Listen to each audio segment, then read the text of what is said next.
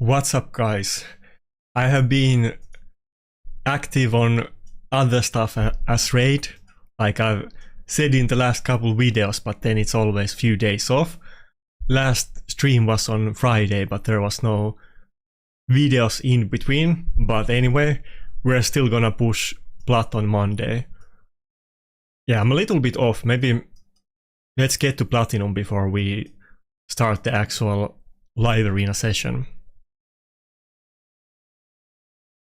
But yeah, it's been a little bit quiet in the raid. We have kind of weird fusion and stuff coming up, like the clan wars and so on. But there hasn't been... I've been kind of inactive for the last 2 weeks. I was just, you know, enjoying the holidays, so...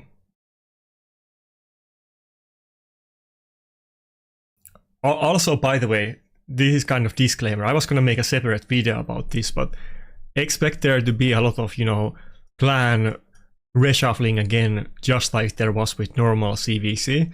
I wouldn't be surprised if some clans disband or break up, or there's more clan merges and that kind of stuff. There's gonna be drama if you like it or not, but I'm sure there's gonna be a lot of it. And people might get super disappointed if the clan wars is like dead content on arrival. We had like 2 people, or let's say 1.5 people in the clan. One already quit the game because he said that he's done, and then one said that if the clan war sucks, then he's gonna quit the game. So I think there's gonna be some of that too. Yeah, so I made some, like, you know, I talked about it a little bit when we got those sneak peek videos about it, but they didn't give us the full context. It's kind of hard to really make a proper video about it. I pretty much said the same thing in the Friday live stream, that can't really like form any proper opinions about it or make any actual plans. I kind of want to, and we have already, like, we have talked about it in the clan that we need to make plans, but we can't really make any plans yet. Other than that, I'm trying to get a good team for the clan wars. But yeah, I think we have, like, because we had that one guy quitting, we have one spot in the clan left as well. We have I think 1 or 2 people joining this week, but we still need 1 more, so...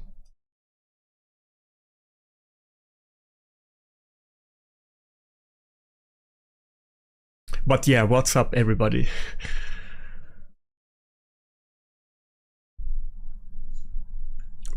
What about you guys? Have you guys seen, like, many people already saying that they're quitting because of the new update? I was expecting there to be like clan dramas and stuff.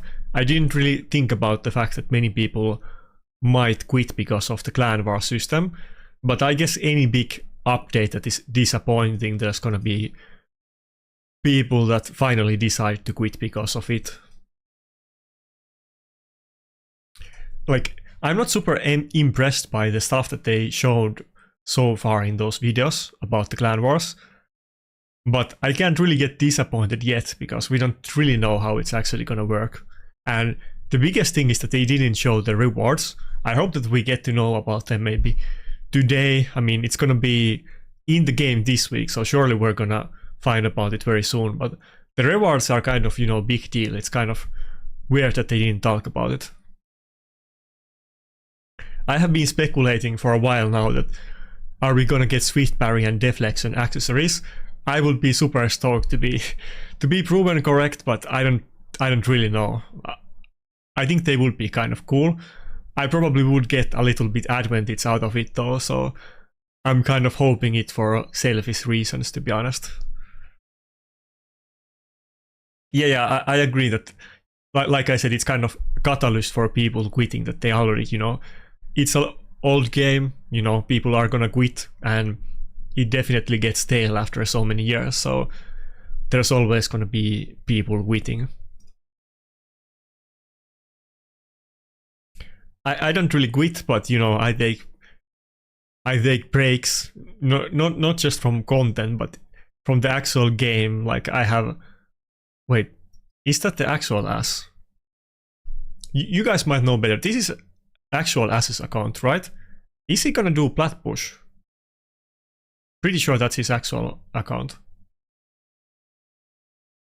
That's kind of interesting if Ash does it. I'm assuming he's gonna do it if that's his account.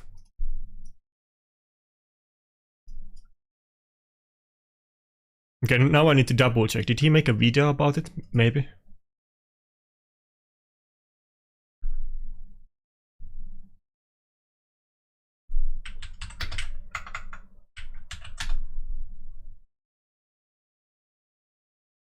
I was telling him to do a plat push, but I guess it's horrible time for him. I don't see any videos about it, no.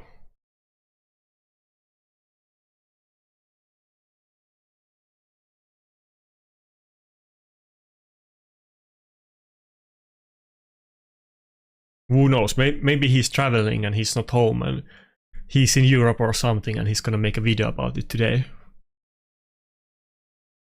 I mean, his team looks intimidating. I'm sure he can get plat, like, I don't know how high he can get, but probably higher than me, to be fair. So, oh yeah, I already refreshed it, but like, you know, top 20 is a little bit different beast, but I'm sure he can get up to that if he really wants to.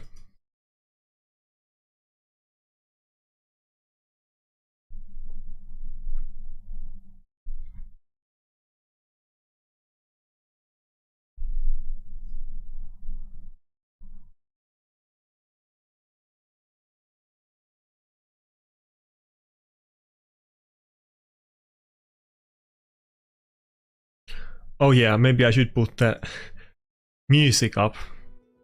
Okay, there you go.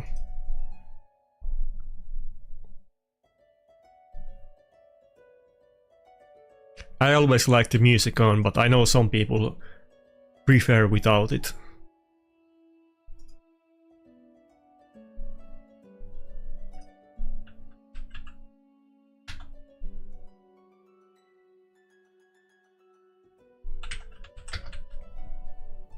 Okay, let's see. Do we have anybody streaming plat push? I mean, it's kind of early. Oh, not that guy. Yeah, I'm not even gonna mention his name. This is the guy who did the boosting and got caught boosting on video. So I'm not gonna mention his name on the stream. But I guess he's gonna stream it. So far, nobody else is doing it. But yeah. Anyway. There's still time for Authentic and the others to start doing it.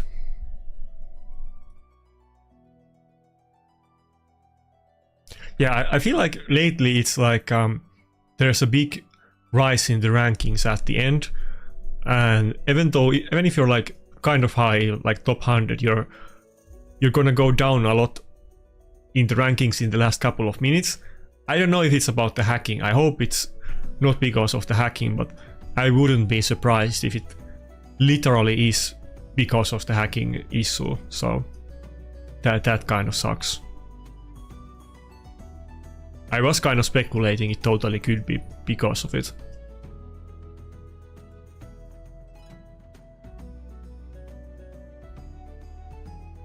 I don't want to waste gems unnecessarily just to refresh before the, like way before I actually do the plat push, but I want to get the platinum boost before we do live arena.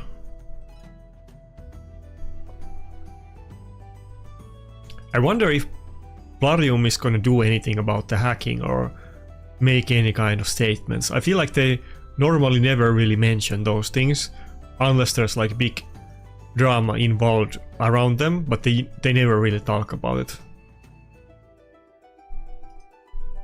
BRB.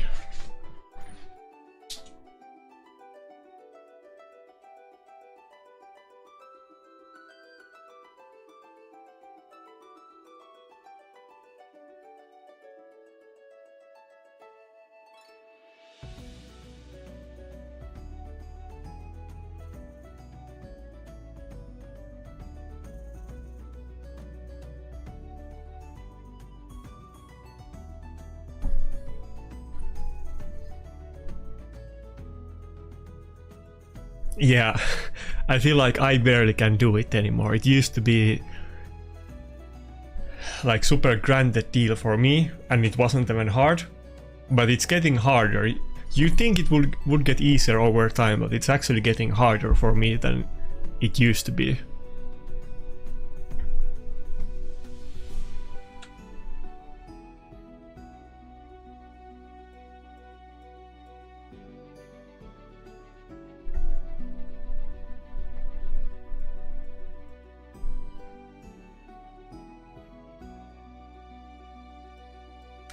I was still like, I was thinking if I do like 10 or 15 or 20 minute push today.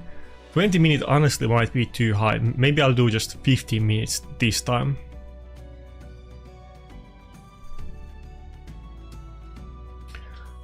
My offense is solid even though I have to do a lot of refreshes and I can't fight those lockout teams.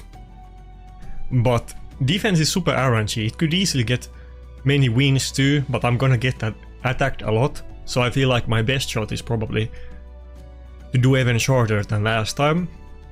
And maybe if I'm super lucky I get only attack couple times and I get majority of them as wins, then maybe I could get much higher than last time.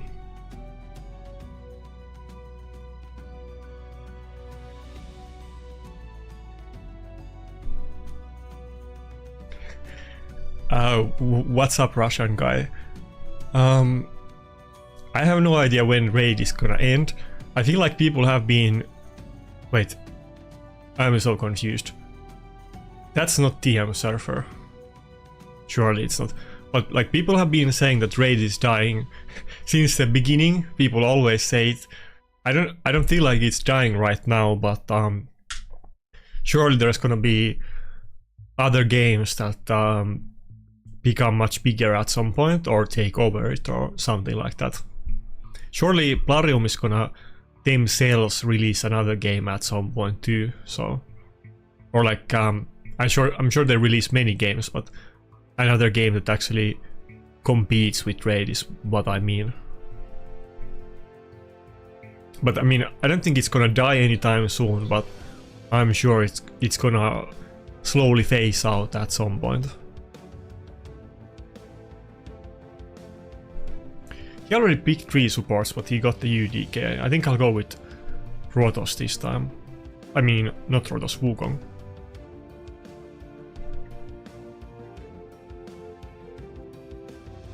I hope he doesn't have Harima, but I bet he does.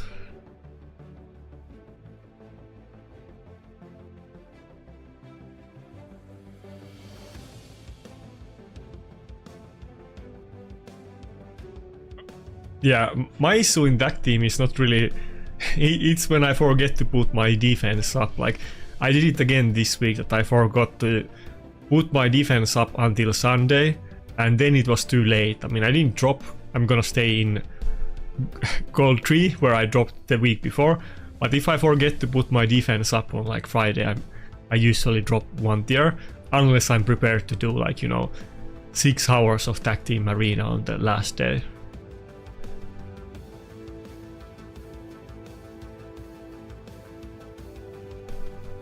I don't really pull out the Arbiter often, but maybe it will be fine against this guy.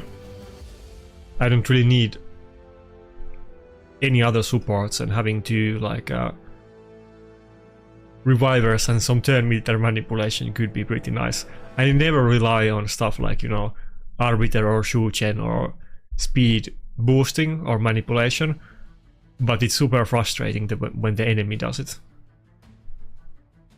Like, when they have something like Mikake and then like Sifi or Shuchen or something like that, it feels like you never get a turn. And now I'm actually running that kind of myself.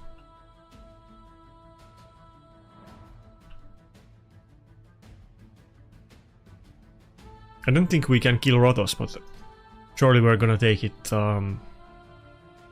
low. I mean, I guess I can kill it just with AoE though.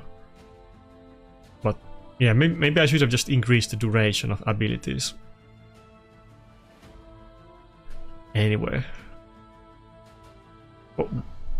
I didn't, yeah, I should have just done the A2. I shouldn't have switched to the other form or done the ally attack on that turn. But it doesn't matter really.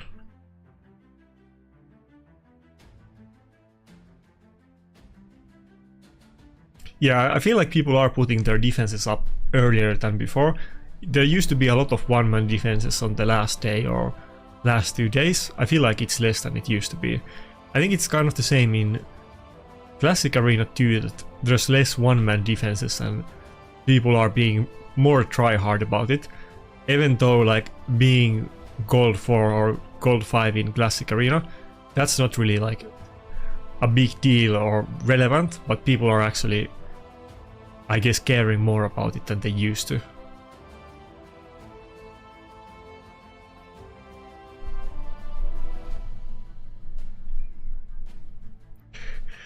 Good morning, Arsla. I literally mentioned that we had like 1.5 clan members quitting the game. I'm pretty sure Arsla was the clan member that is half quitting. Kind of considering it because of the clan wars, so.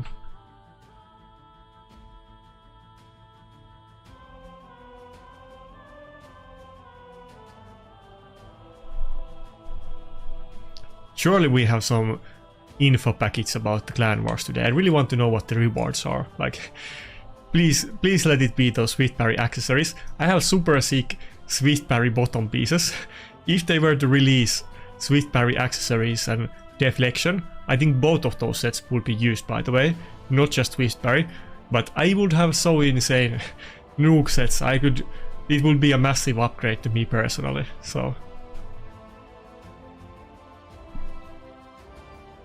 I was showing it in the Discord maybe like a week ago or something like that. That, you know, getting like perfect bottom pieces, like let's say like chest plate with speed, crit rate and crit damage and good main stat. Getting those kind of pieces is super RNG. Even like guard accounts might not have it on like some specific like attack style, like defense, attack or HP. Because you need it on like only on like, you know, savage, lethal, cruel or stone skin sets. It's very hard to get those kind of pieces. You might not even get that in like many years of playing. It's super RNG, but I have multiple of those on swift parry. So if we get the swift parry accessories, it will be super fun.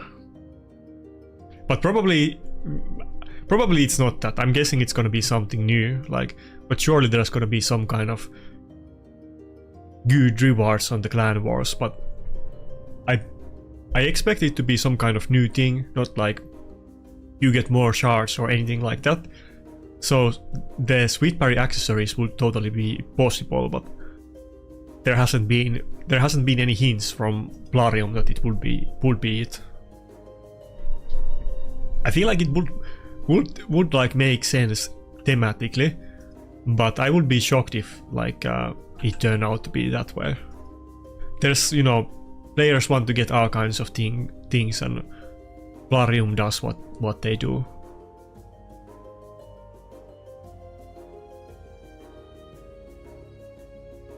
I think we can kill the Rothos before he gets a turn, so it was kind of looking scary, but we should be good.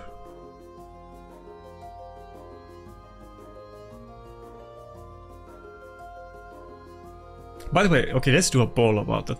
I feel like maybe I did this poll before, but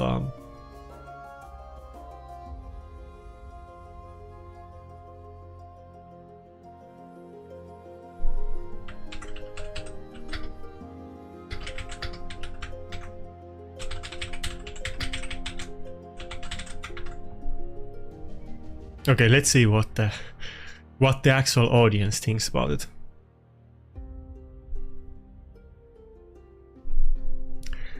I'm super biased. Maybe most other people think that it's gonna be horrible thing if they were to add it.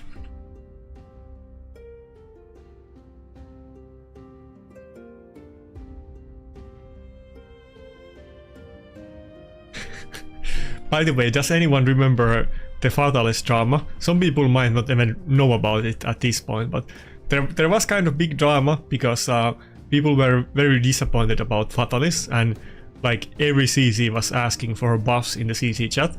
And then I said it wasn't like a not like a bad drama, not like a negative drama, but there was like, you know, debate about it.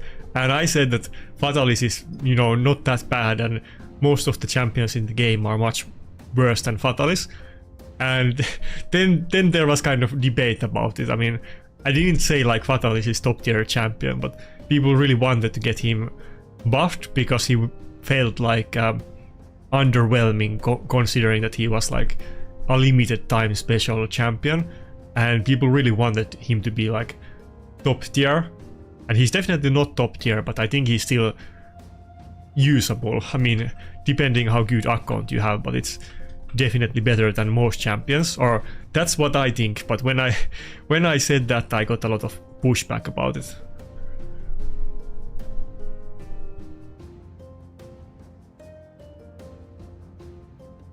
I thought we would win.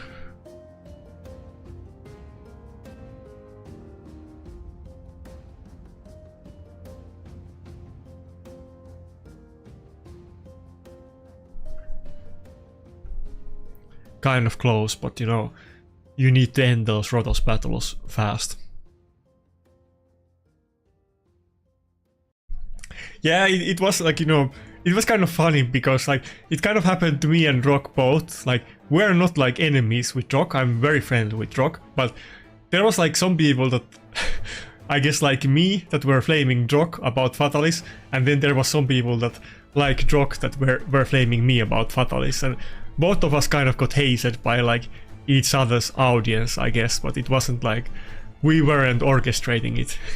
It was a weird deal.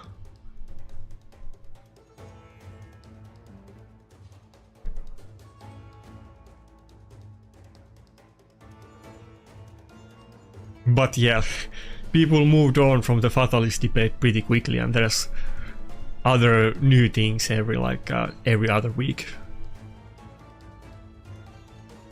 I would totally use Fatalist if I had him, but it's not like I would buy shards to get him or anything like that.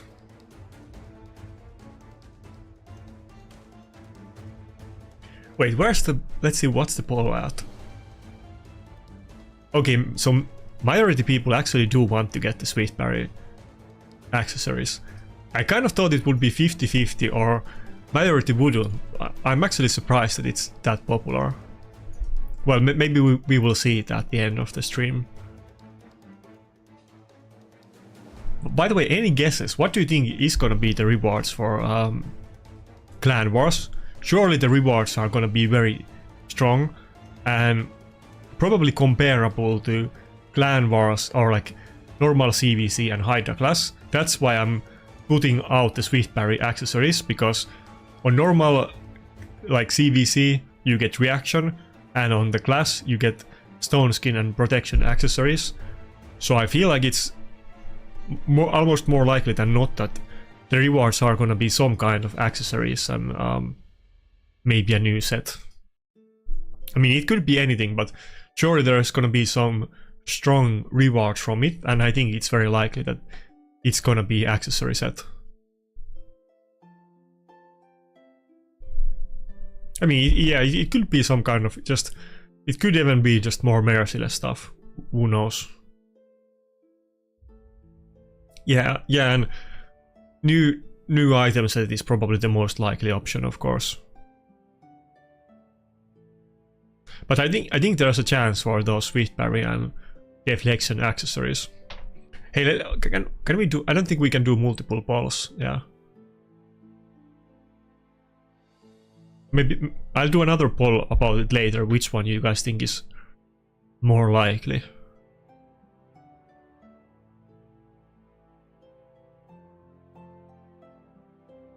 Do I have to go with Staltos?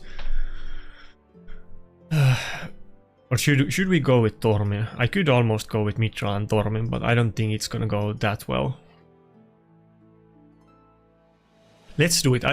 It doesn't have lockout. I can still ban anybody, so I could just ban whatever is the last pick.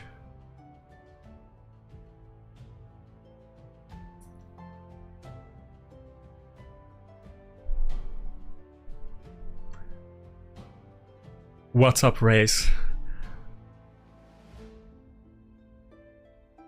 And does anyone, like, assuming that it's gonna be some kind of set, like new item set, do you guys have like any speculations of the Clan Wars rewards? I feel like that should have been the first thing, like on the first sneak peek video about it, they should have shown the rewards, even if they didn't give like the details about it, but they should have shown a picture about the rewards at least. I mean, there was those items that were like hidden, so that could be it, but I thought they would be some kind of items during it, but probably they were the actual rewards, I guess. And I think there was like some kind of, was it like a scroll and book, and one was like just some random pile of whatever, it could be a pile of gold or anything, but that didn't look like an accessory set.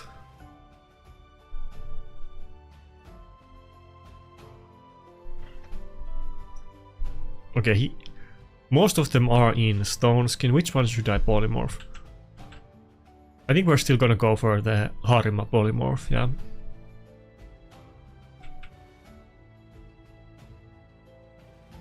Well, I should have hit the... Okay, that was a mistake. I should hit the Wukong, because he can get frozen. Yeah, if he gets those shields. If I can buff strip the Necret immunity, the shield's gonna almost be counterproductive against Tormin.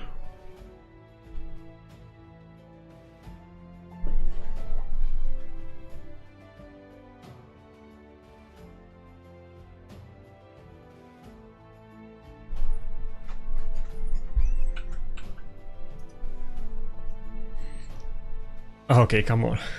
We're getting a lot of polymorph. I was just gonna say that this isn't the scariest team, considering that he's pretty high rated, but we are getting a lot of polymorph, so let's see if we actually win it or not.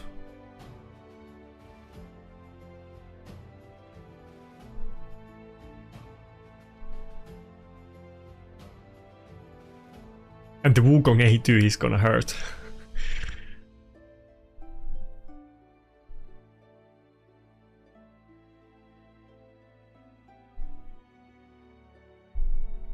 Yeah, no, not the pipe. Although I'm not gonna, like, you know, I talk about politics a little bit.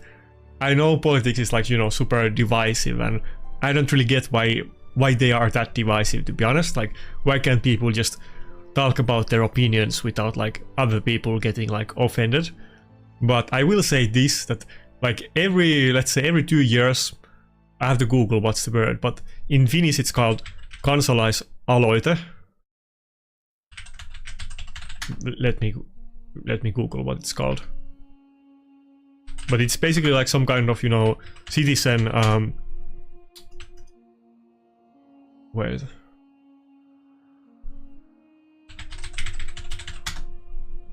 Okay, oh, it's literally called citizen initiative, but it's basically like, you know, this thing that people have some kind of new legislation that they want, and then they like gather votes, and I think if they get like, is it 50k people that sign up for the legislation, then they are forced to talk about it in the parliament.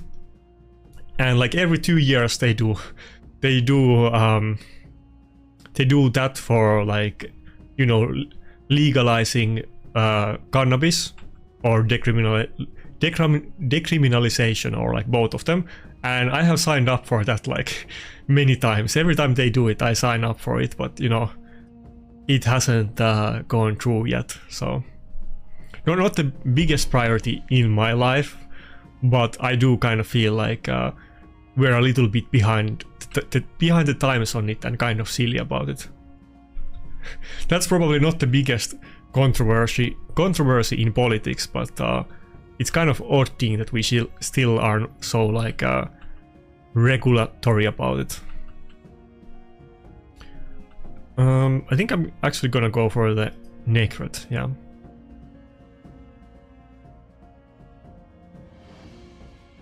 But yeah, consider you're right, Michael. Like, considering all of the other stuff in the politics right now, legalizing or not legalizing weed is like, is as mild as it gets. There's a lot of much bigger issues. I feel it's just kind of weird, you know. I would say I don't think like I hate I don't like vote for a specific party, or can't really like say that I'm like one specific ideology, but I would say that I'm somewhere between like a social democrat and libertarian. And for me, one of the most important things is that if there's no crimes, people should be allowed. I don't think we can take it anymore. If there's no crimes, people should be allowed to do whatever they want. And I feel like it's kind of silly thing that people can't, like, you know, grow some herbs in their backyard, and we are making so big deal about it, especially considering that, you know, you're allowed to like advertise I don't know, tobacco or alcohol or million other things like sugar products. You would think that weed would be like the least of the worries, but for some reason it's like a massive deal in most countries. I don't think we can kill this team with 2 supports, but maybe we can. Mitrola can do some damage, but I feel like we kind of lost. But yeah, I would say that that kind of comes from, you know, libertarianism, even though I wouldn't like, you know, I wouldn't fully subscribe to that ideology or any of them, but like the fact that there's some crimes where there's no victim and it's just some kind of, you know, paper war between government and trying to tax everything or trying to regulate stuff that is people's personal choice, I don't like that kind of stuff. I'm not saying that regulations are not like necessary. I think they are very necessary in some issues and it's a good thing, but if there's literally no victims, I think it's very, very weird that those kind of things could be illegal. Probably somebody can come up some like good exception, and I'm sure there's some, but on like as a principle. Like we're not debating about you know, making sugar illegal. Like the fact that sugar is used so much, and I don't want to like preach people, it's everybody's like personal choice, but you know, sugar causes much more problems in society than cannabis does. That's at least my personal opinion. So, and there's way worse things out there than those two. So.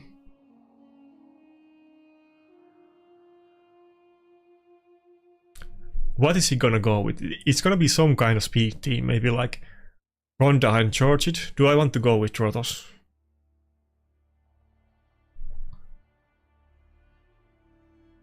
Yeah, let's do it.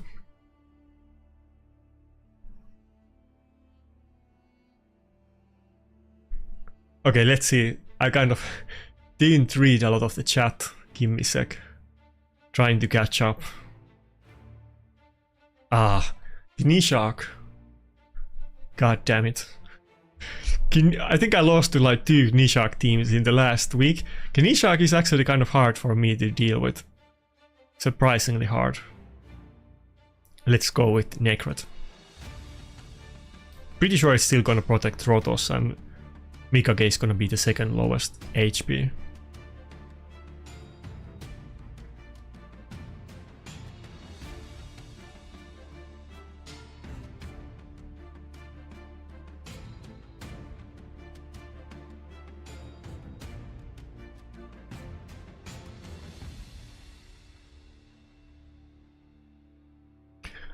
By the way, Burnt and BC, I think Deflection is kind of... I'm not saying it's like a top tier, but I think if we had Deflection accessories, I think it's almost better set than people think, even though it was never used in the past, but I have made sure about this, I have checked up on it, but you can literally deflect polymorph procs.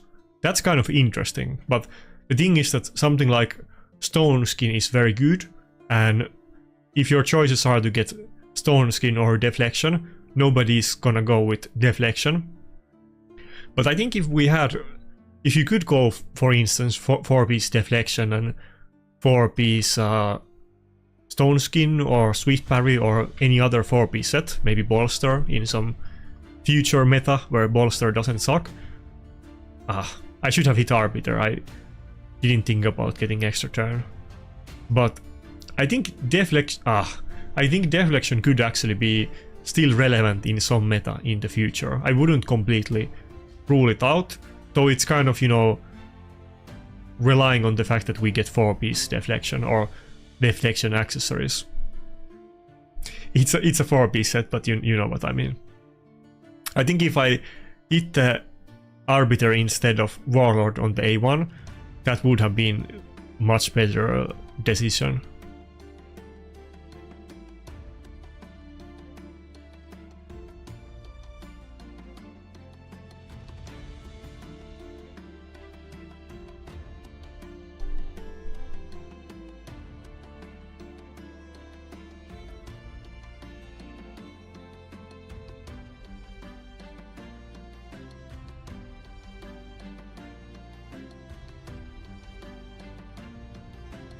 Like, just saying about the cannabis thing, it's not like I have like some kind of like, you know, rush to be able to like grow weed in my apartment or anything like that.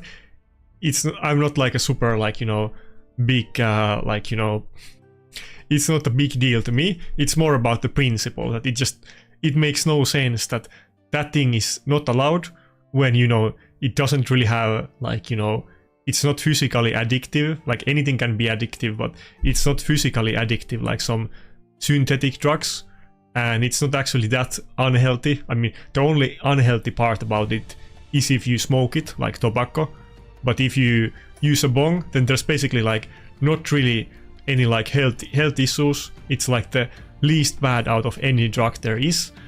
And, you know, I feel like the main thing with that is that it's so easy to grow it, and the industry, I mean, there's industry around it in the place where it's allowed, but I feel like big corporations feel like they wouldn't get as much money out of it, and that's why they want to keep it illegal, so people would like buy alcohol or tobacco or some more expensive drugs. But that's just my opinion. I'm not saying that as a fact. But I feel like there's no actual like really good reason to not let people use it or grow it.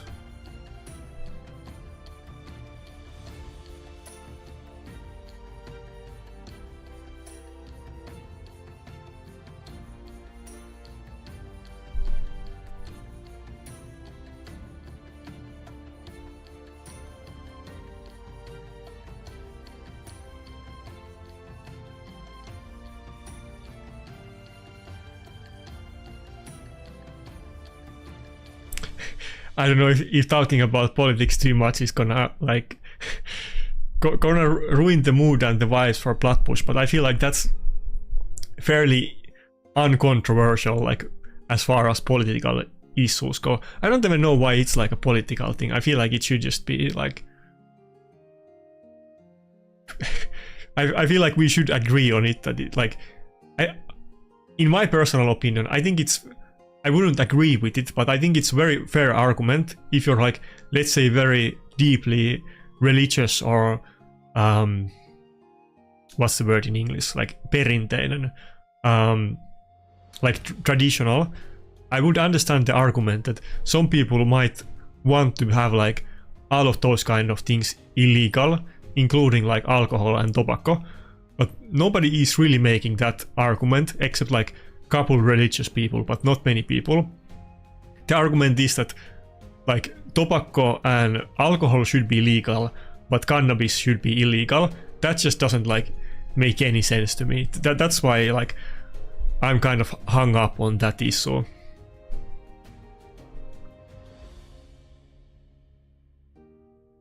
There was like a debate in Finnish TV, and there was like I think she was like the leader of the Christian Democratic Party back then, but there was a woman who basically made that argument that she would want alcohol to be illegal, and I obviously wouldn't support that as somebody that like is a big fan of like individuality and like personal freedoms, but I think that kind of makes sense. But the current way that most like Western countries have it, I feel like that doesn't make sense.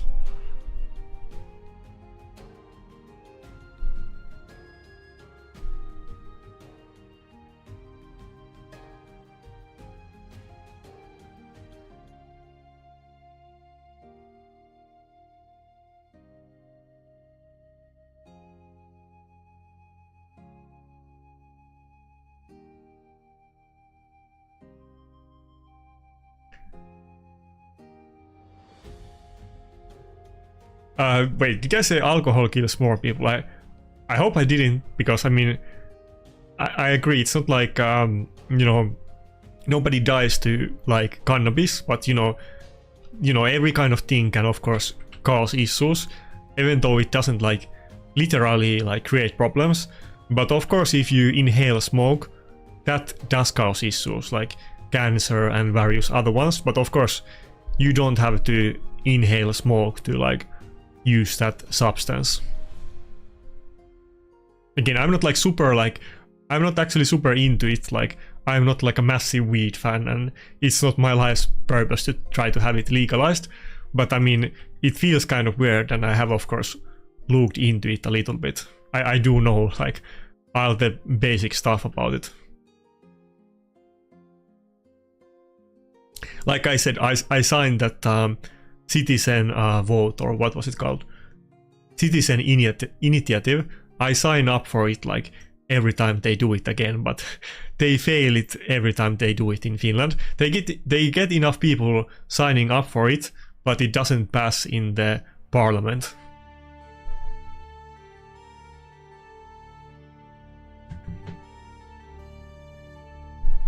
Like, you can be addicted to anything, but it doesn't cause physical addiction. That's like a different thing. Some synthetic drugs, they do cause physical addiction, which is much worse, of course. But you can be addicted to like going outside in the morning and taking a hike or jogging. Like literally, you can be addicted to anything like psychologically, but physical addiction is another thing.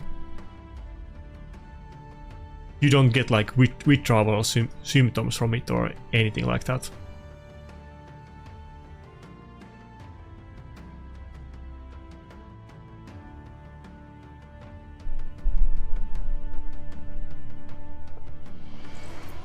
Okay, can we barely get this win, or is it gonna be another loss?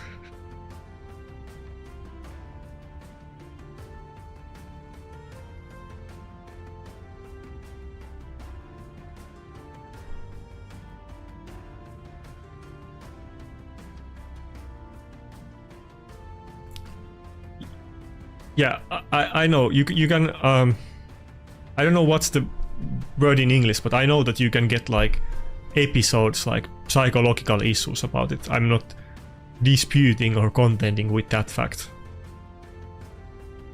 Psychotic breakdowns, whatever it's called. I know you can get that. Or is it psychotic episodes?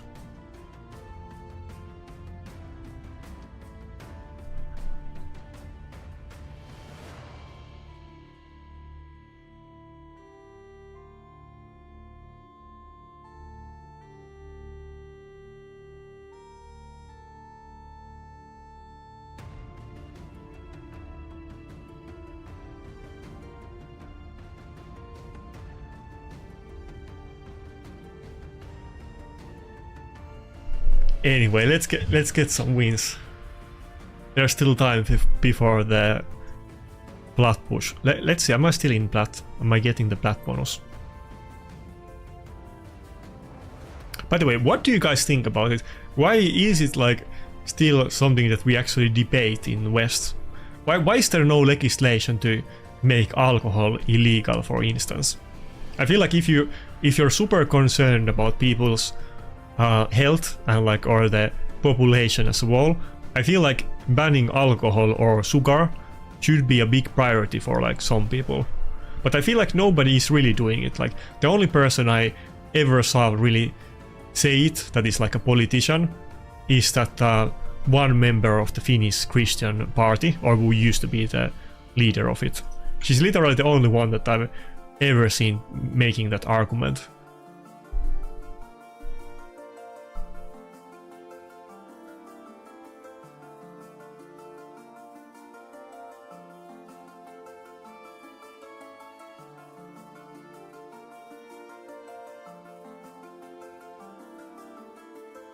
Yeah, I know.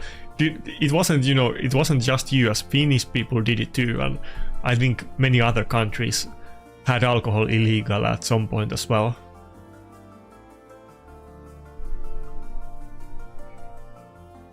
Yeah, like I said, we literally did do it in Finland too.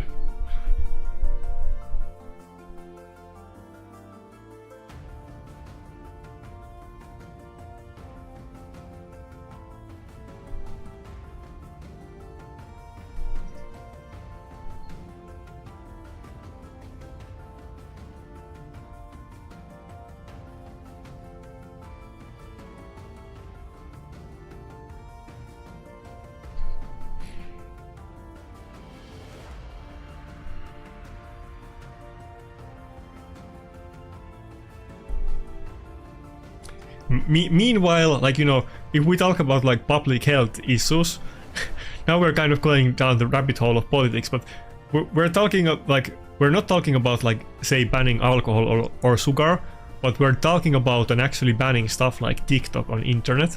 Again, I feel like my take is that people should be allowed to do pretty much everything unless there's like actual victims, but I feel like our priorities are like kind of wrong.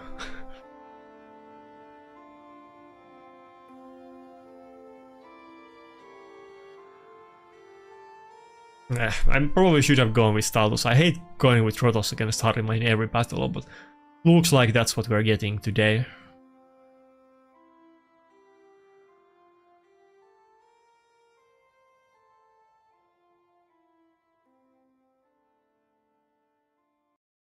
Yeah, I think something like fentanyl is like actual issue, or like many other things, and I feel like weed is like the weirdest thing to get fixated on.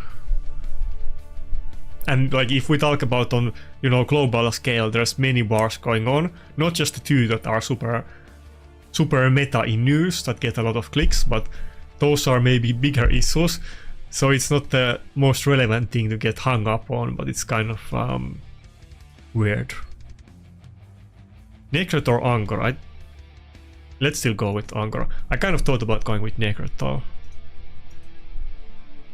Necret is pretty good against Harima, but just like I said in the other battle, against Stormin it's not the best.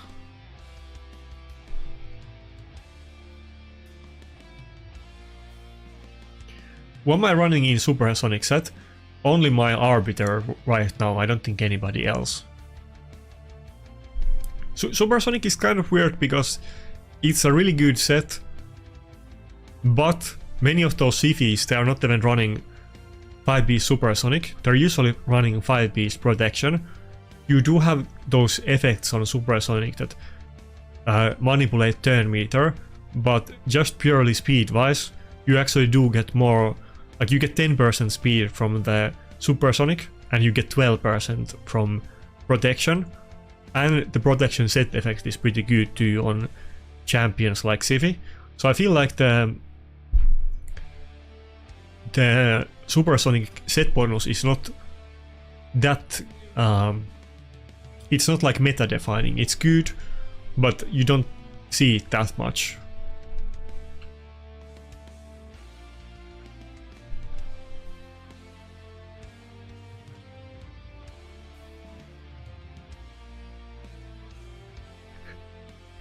Yeah, I don't really have anything to say about Flat Earth. I think it's kind of funny though. I do like the internet memes. I feel like I know that's not the case, but I almost feel like, you know, most people are memeing about the Flat Earth, but then when you actually like look into it, there's like some people that are super serious about it. But I still feel like, you know, it's a topic that became more popular when the internet became a thing. And I feel like on big part it's like a big meme for many people. I mean, I think it's good to like, you know, challenge the establishment and like criticize things, and I don't like the narrative of like calling things conspiracy theories, because that depends on your perspective, and often things that are most like, I'm not gonna say any specific things because those are gonna be controversial, but there's so many things that were like, you know, like I think controversy theory was literally like the phrase was like created by US government. I don't remember which agency, but it's literally created to like paint like narratives, like when people speak out against governments and there's like some things that probably government did wrong, and you know, governments do horrible things all the time. So many wars were started on like false framing and so on, like and other things. There's like so many bad things that governments do that they want to hide, and it's a good framing that you can just call all things that you don't like conspiracy theories, and then people are kind of afraid to talk about them. That's not to say that I think flat earth is something else than like a meme, but a lot of things are not, and I think it's kind of bad for public discourse to like just call things conspiracy theories and like mock or condemn the people that are like raising some concerns about issues.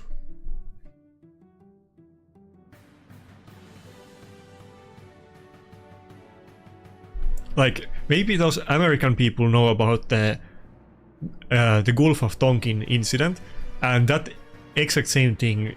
I mean, I guess on that thing, US were the bad guys, but that exact same thing happened with Finland too. And I guess that happens with almost every war. That every war that one side takes that the other side started the war, and then they can like attack because of that. They want to come up with a reason to attack the enemy that they want to invade for one reason or another. Those kind of things happen all the time in history.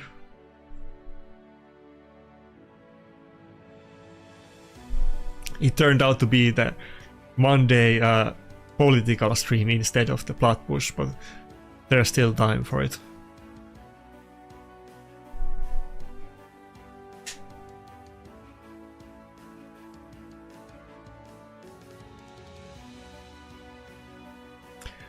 And Miguel, was it like CIA or which agency was it that came up with it? Because I remember that it's like it was some US government agency that coined the phrase, but I can't recall which one was it. But it's literally like, you know, the word itself was like a propaganda thing that the government came up with. I think it was, if we go back to the previous topic, I think it was literally the same thing with calling cannabis marijuana. I think that was also like you know, propaganda narrative word that US government came up with, and it wasn't like a organic thing, but they wanted to make it sound worse, and they wanted to make it sound some kind of Mexican bad thing.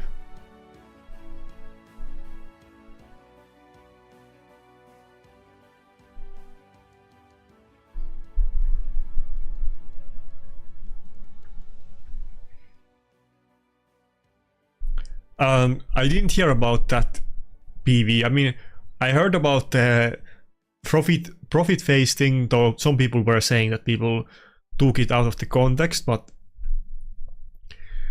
did somebody make a video about like raid selling part of the company? If there's a video that I should watch, then tell me, because I haven't seen it.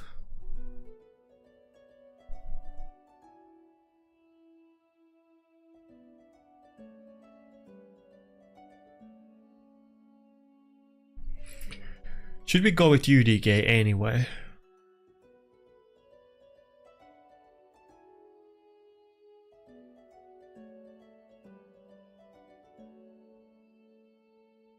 No, let's go with Ankara.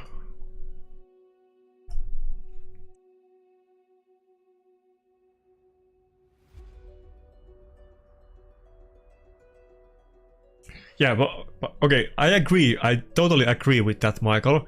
But I think people should be allowed to be morons. Like, I think, you know, this is like very, you know, cringe, very basic political talking points, but people should be allowed to be stupid. And if somebody is saying something stupid, then you can argue against it.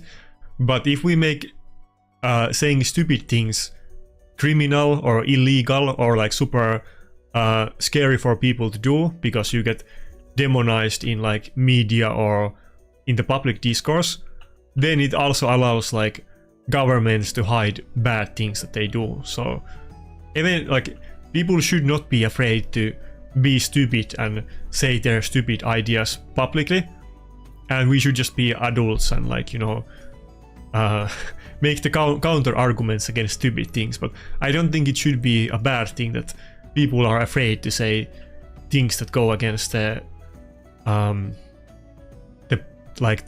don't know, the publicly agreed upon narrative.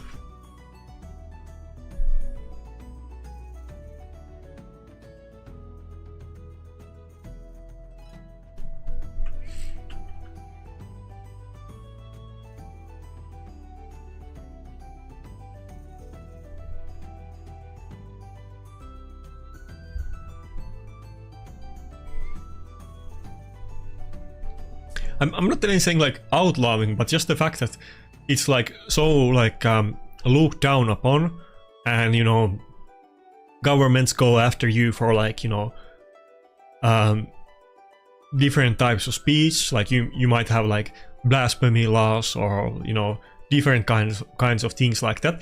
Even Finland has blasphemy laws out of all things. They can kind of, you know, make people afraid to like speak out with that kind of stuff. It's not just like criminality, but just because you get so much backlash if you say something stupid.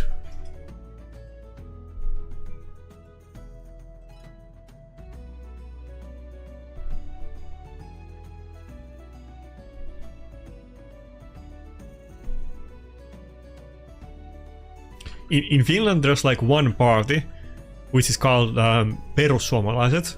Like it means literally like average Finnish person in English, and that party is kind of like, you know, a nationalist party in Finland, and they are very hated. It's like kind of like, let's say something like Trump in the US, that half of the people, or it's not really half, but let's say that half of the people think they are like racist evil people, and half of the people feel like they're only people speaking the truth.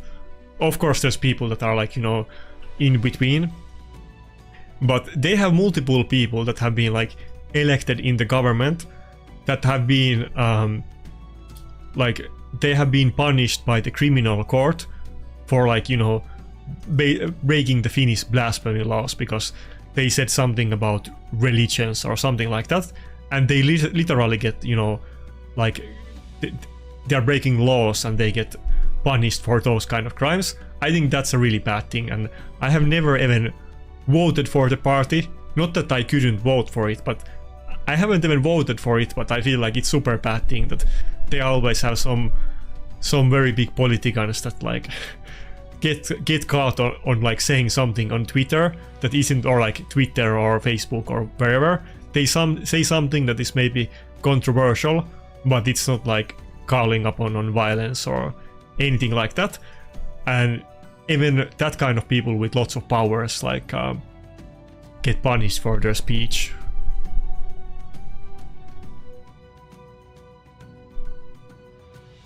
There's one guy that I think he's been like convicted of like hate speech or blasphemy 3 times already, and that guy was like the third like in the last Finnish presidential election. He was like the number 3 on that election, and that guy has been convicted 3 times of like blasphemy, or I think the Finnish word for it is like how would I translate it? Like inciting people against a group of inciting people against a certain ethnicity, something like that. But basically, you know, blasphemy or that kind of stuff, hate speech.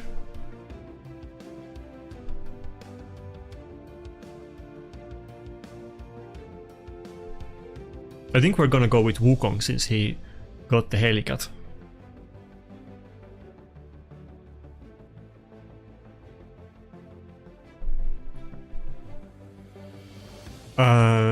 I don't know if I have ever been that high points. Maybe I have. I feel like I haven't been that high. I think maybe like 14, 50 is the highest I've been, or something like that.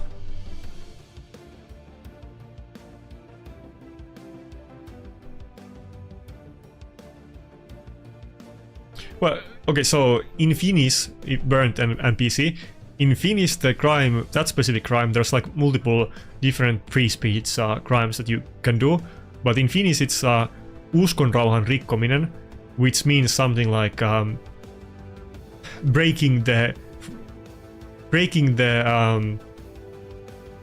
serenity of religion, something like that. But it's blasphemy. That's like literally what it is. So.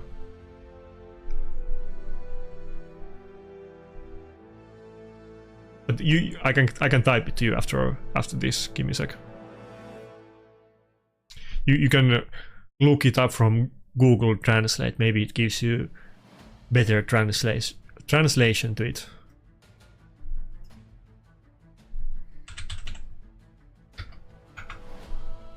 Maybe I can find you an article about it.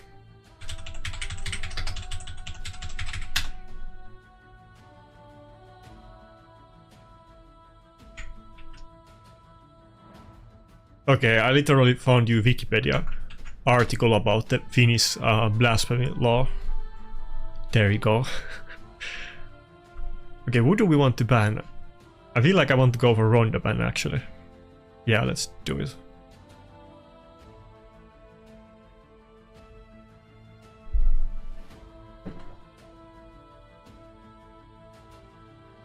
Yeah, it's everything that you mentioned, burnt and PC.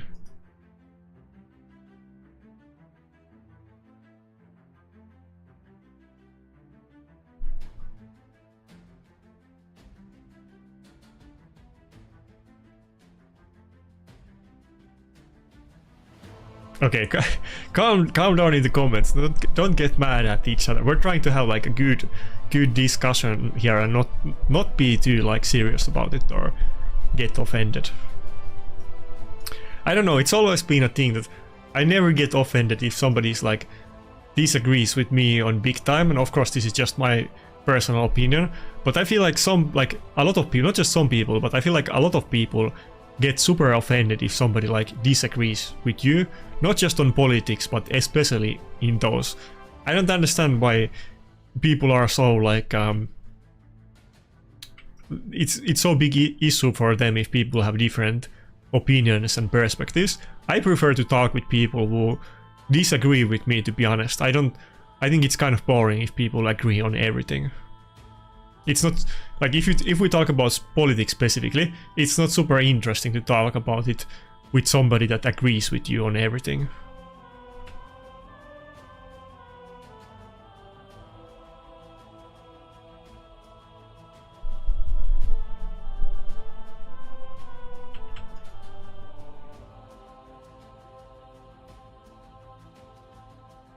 And yeah, I agree with what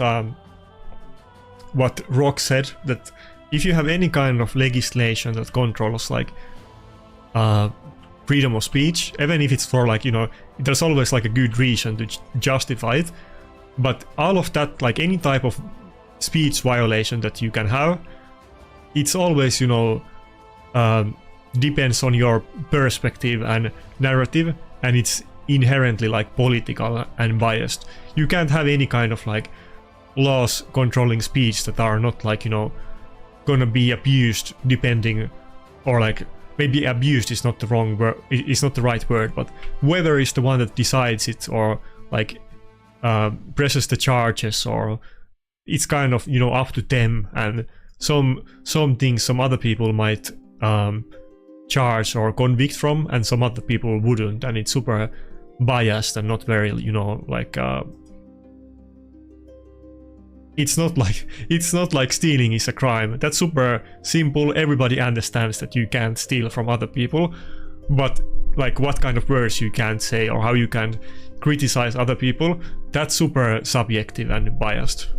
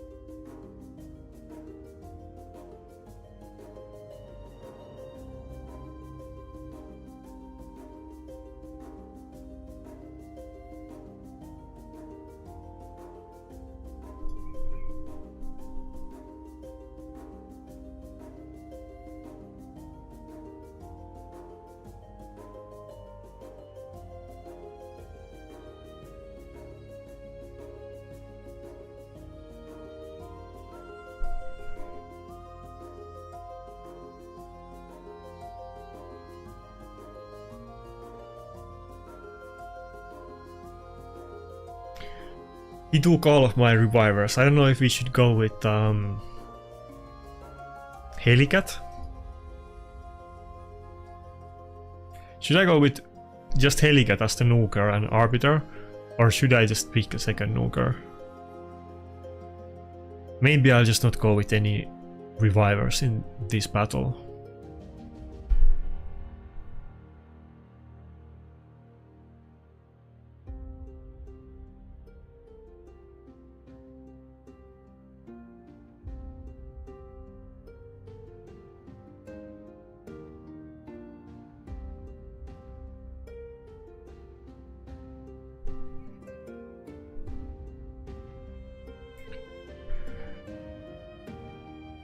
Should I go for the Ronda ban again? I think so, yeah.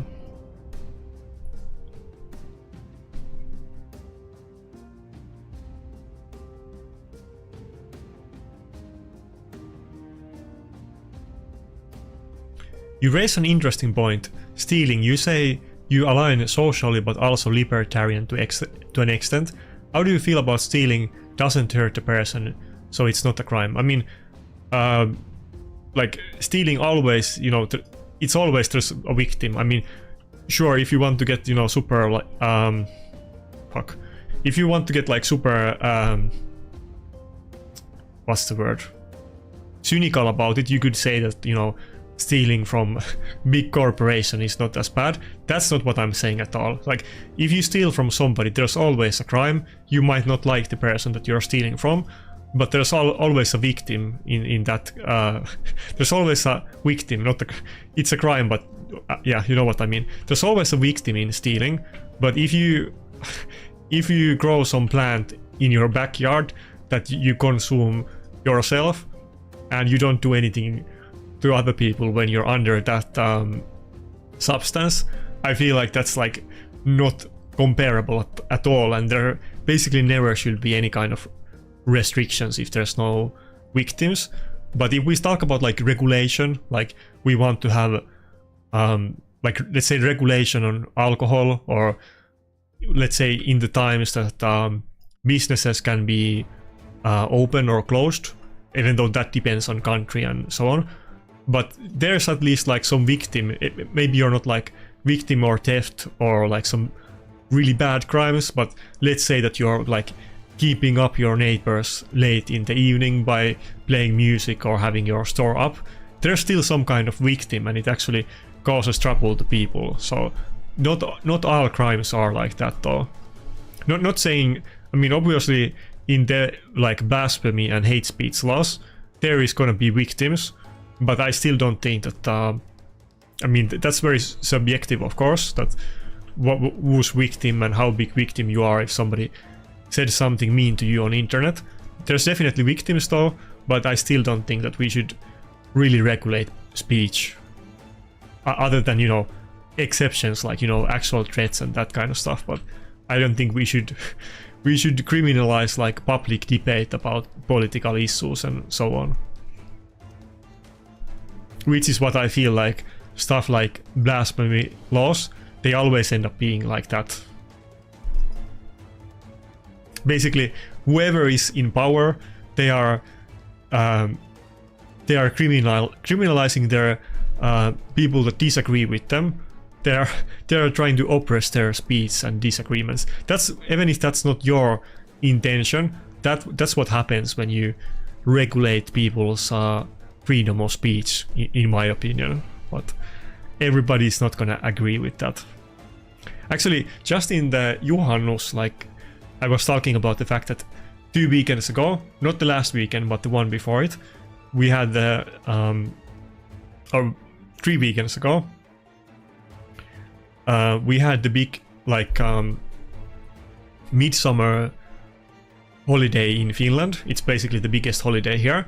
And I was actually just debating with one of my relatives about that, who's a bit older than me, but he actually disagreed with me on the free speech stuff. He likes that we have blasphemy laws on Finland, and obviously since we are relatives, we can have a debate and disagree on it strongly and not, like, you know, make a big deal about it. I wish you could do that on the internet as well.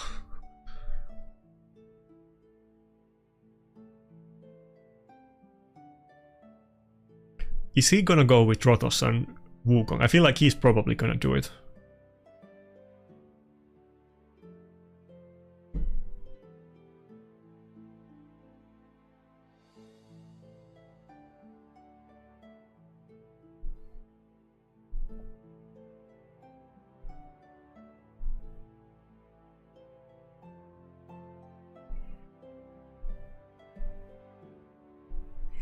Yeah, I agree about the smoking fumes, and of course there's degrees to like crimes. Not all of the crimes are equally bad, but again, if we talk about the cannabis specifically, it's not like that's the only way to consume it. In fact, if you're gonna do it, smoking is literally the worst way to do it, and there's much better options than that. But I mean, people are gonna do what they do. That's why countries have regulations on smoking, that back in the day you would be able to smoke in the like restaurants and so on, and nowadays, at least in West, you can't smoke on most restaurants, and you might have public areas where you're allowed to smoke and you can't do it on other places. Of course, that depends on country and so on, but that's how it is in Finland, for instance. Like in my even not even just like laws, but let's say in the apartment building that I live, there's, you know, designated smoking areas, and you're not allowed to smoke elsewhere.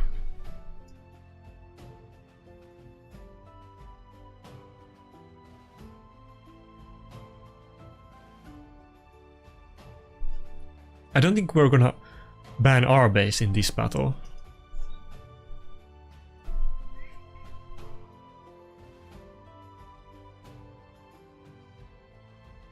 I wonder why he picked both UDK and our base.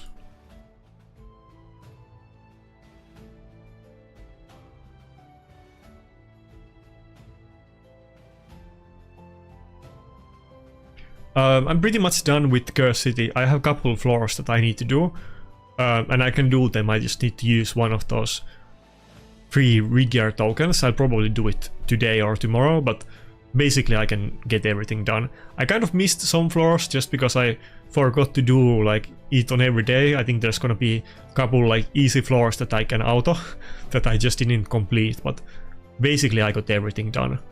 Apart from, like, you know, couple of those floors where you need 20 star blessing in total.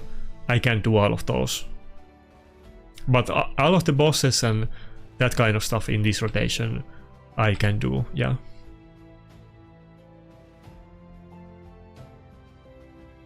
I don't know if I should have saved this for later, because he can do, of course, the our base stunt, but I want to get rid of the defense buff. Maybe I'll live to regret that one.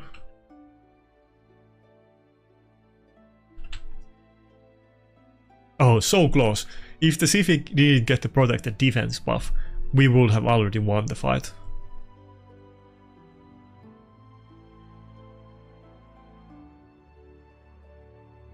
But by the way, to be clear, if we talk about like substance abuse and that kind of stuff, I mean, I'm not like, you know, big user of anything. I mean, I can drink alcohol, and like I'm not really that scared of, like, you know, using some of them, but I could totally live without any kind of substances. I could live with, let's say, the not every rule, but let's say some of those super religious rules that you don't have any narcotics.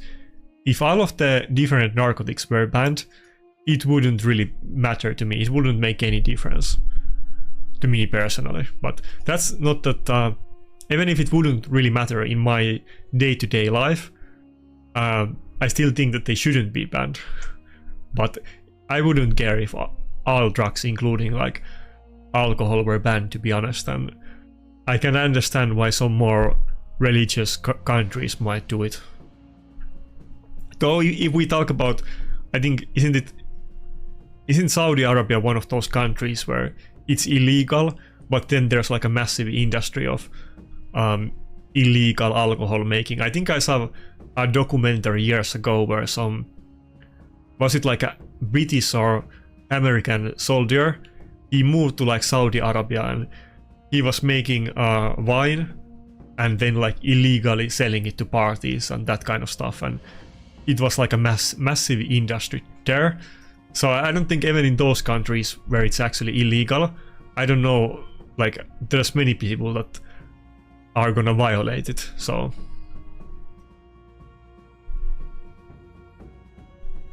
no, not that I would want to be in a country like that though.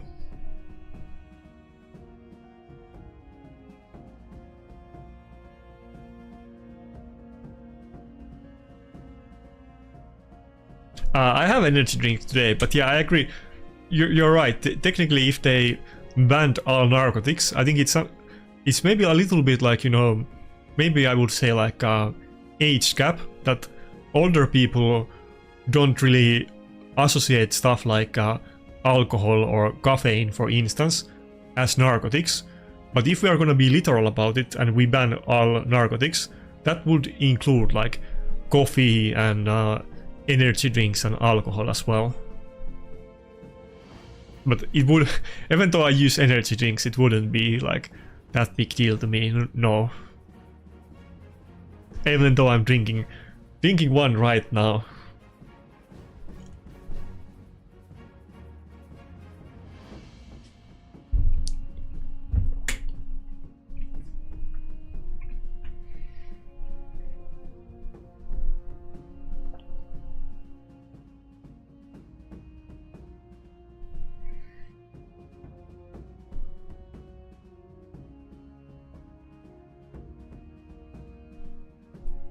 Who do I pick as the last one?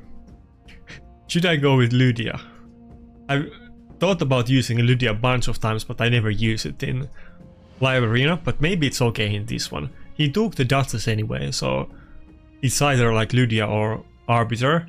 Helicat wouldn't do anything in this battle.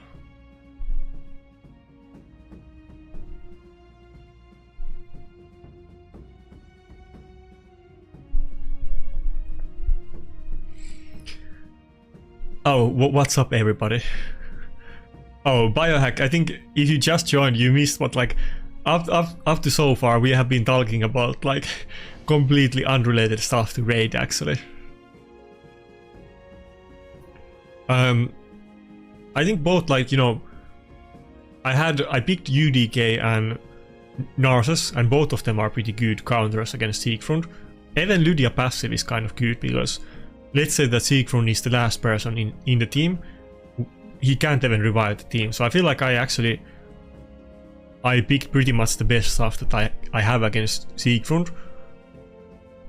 I'm not really like super fast, so I don't usually rely on like Lockout or Galatir or Mikage or something like that, and he picked the Mikage, so Mikage is pretty much the only CC that I use, to be honest. Mikage and Armans, but he got both of them.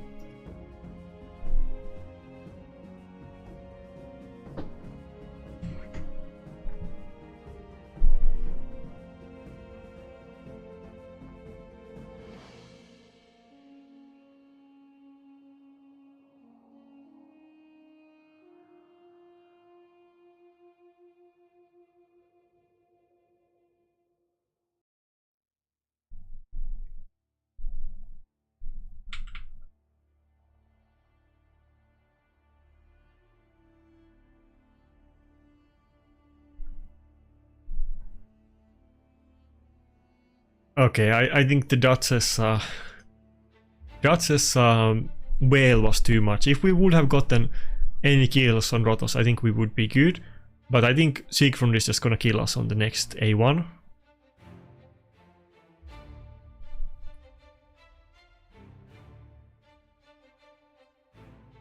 Yeah, I used Mikage and Armans. Those are my two. Oh, nice. That extra turn actually might save us here. Mikage and Armans are my two CC champions, but I don't have, you know, Lockout or those other popular ones. And because I don't go first usually, I don't really like using random CC champions that don't do anything else good.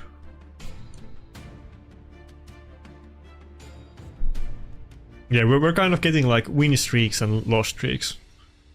It really depends what they pick. How much time do we have left? Oh, 40 minutes. Okay, not gonna push yet, just yet.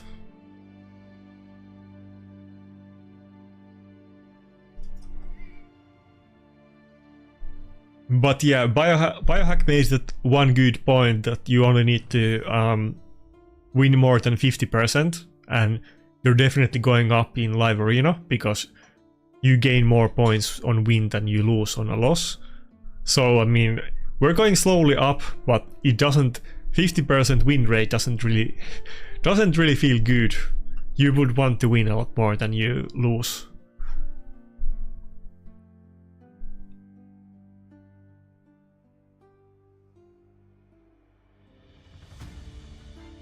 I don't have stone skin on my status. If I had, I would use it. I mean, it's super RNG on what factions you get stone skin builds on. I actually could put my Wukong in stone skin, but sadly not my Narses or Staltus or Ronda. I would really want to put those in stone skin.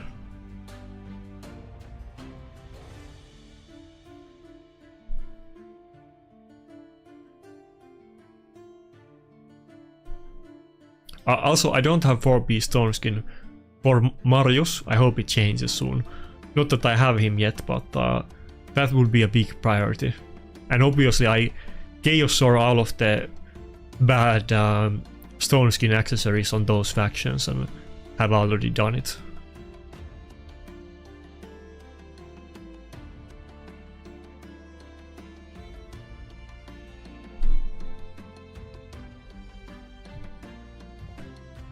Yeah, we were kind of talking a lot about politics, but not like super controversial stuff, but we were just...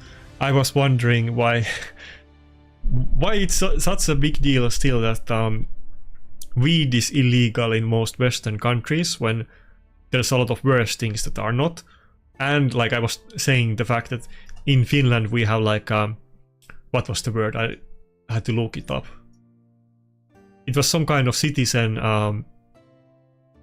I don't recall what was the word, but in Finnish it's called kansanaloitus, and there's just people get like signatures on like address, and then if they get enough of them, the parliament has to make talk about it and make a vote about it, and they do that every couple years for weed, and I always sign up for it, even though it's not like the biggest deal for me, but I just feel like on like for like philosophical reasons, I feel like it's kind of weird that it's illegal when some other things like alcohol and tobacco are not. Or I mean, yeah, they are legal and weed isn't.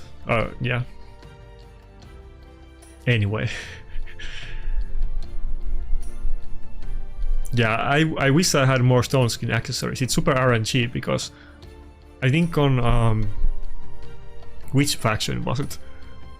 I think I can make like 2 attack nukers on skinwalkers, but those are all chaos sword pieces, and I can't even make defense scaling nuker in that faction.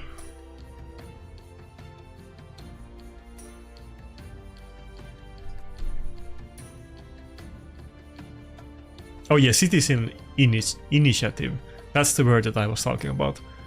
I don't think I have ever heard anybody utter that word before, so I didn't know about it, and even though I googled it, I forgot it instantly.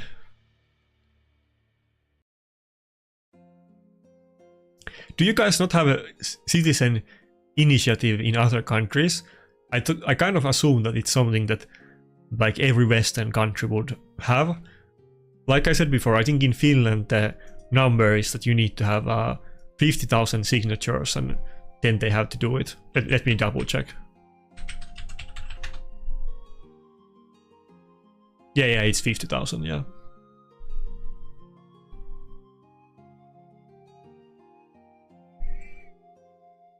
Here's here's a link to like our parliament's website talking about it.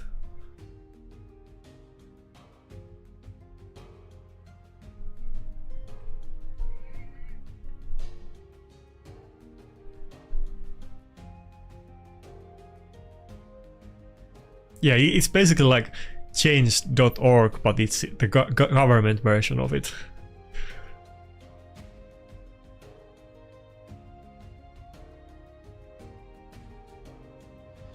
And pretty sure in Finland at least, weed is the most popular topic on that. I don't think there has been anything else that has had more citizen initiatives than weed legalization.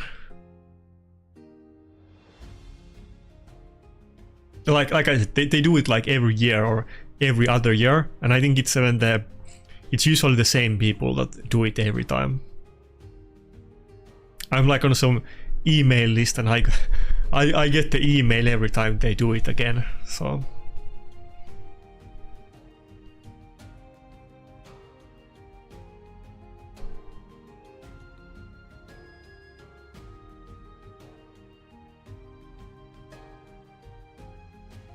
yeah. That's how it is. Like they have to put it up for discussion, and I think let me double check. But I think if they have like certain amount of votes, then or signatures, then they have to like make some different kind of like, I think they have to vote on it if it has enough signatures or something like that. But it doesn't mean that they actually have to pass a law about it. Not at all. That if it was like that, then we wouldn't have had it so many times.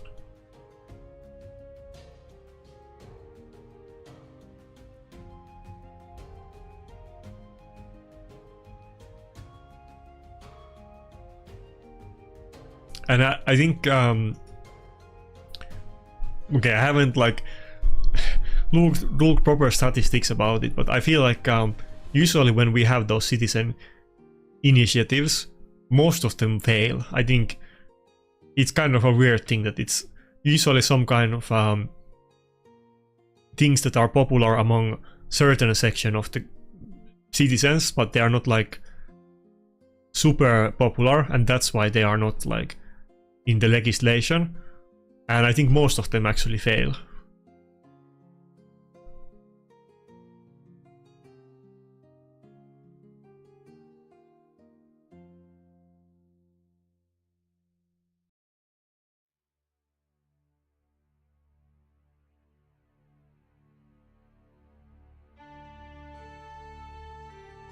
I didn't know about that. Like, in what way is it toxic?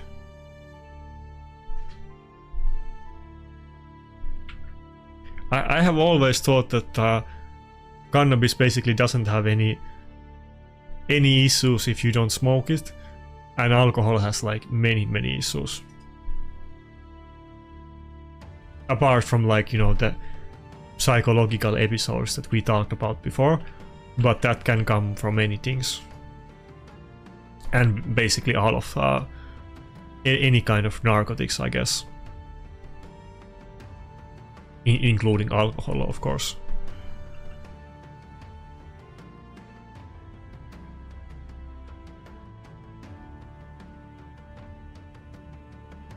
Again, like I said, I'm not really like a weed activist. It really isn't that big deal to me, but it's kind of a weird thing that it isn't allowed. Actually, okay, here's a funny story.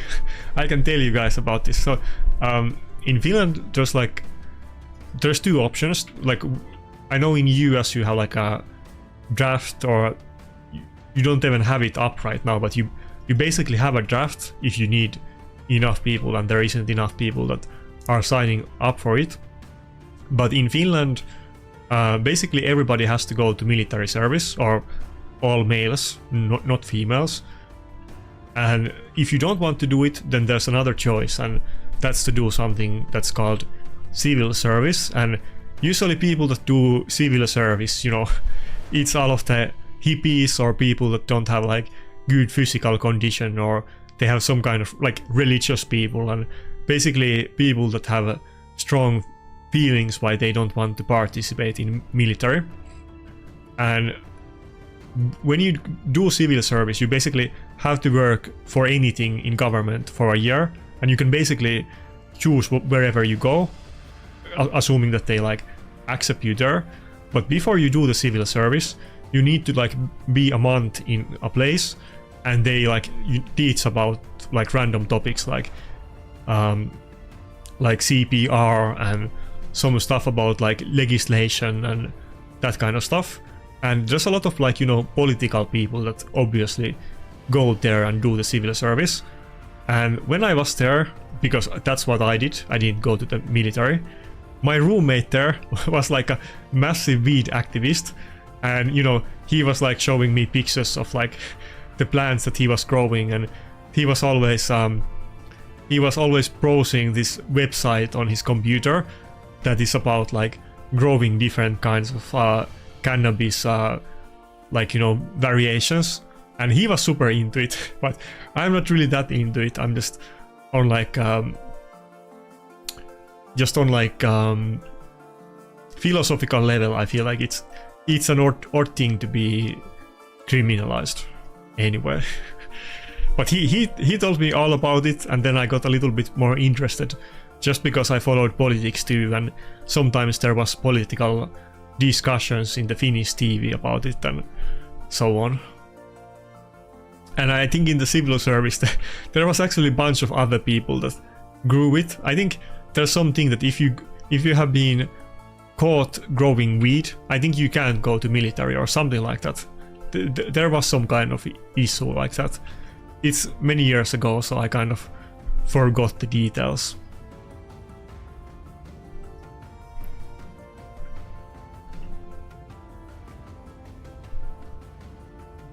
But yeah, I think my roommate, he talked about it a lot, and I think he's, I don't recall how many times, but he had been caught on it like a few times at least.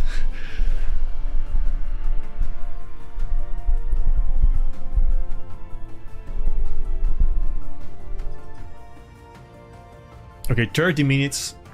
I don't know if it's safe to do any more live arena battles.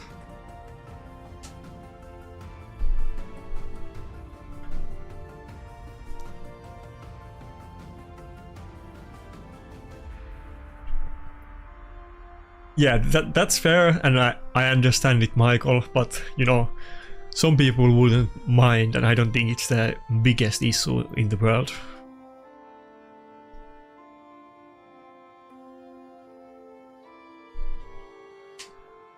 I don't really know. I know some people that are like, you know, occasional users, but I don't have any like close friends that are like, you know, weed activists or anything like that. It's probably more popular in US than it is in Finland.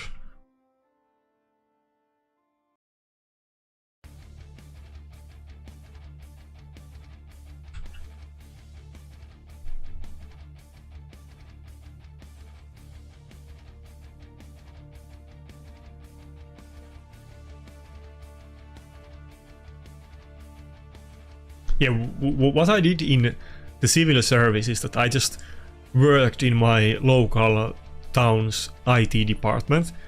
You know, it feels kind of dumb to have to waste a year doing that, but you do get, you don't get paid per se, but let's say that you get some kind of compensation or welfare. You don't really get real money out of it, but it wasn't, it was basically like a year off for me. I was just in the IT department and driving into the local schools in my town and, like, you know, fixing their PC issues or internet issues and that kind of stuff. It wasn't the worst thing, but it was kind of waste of time, of course.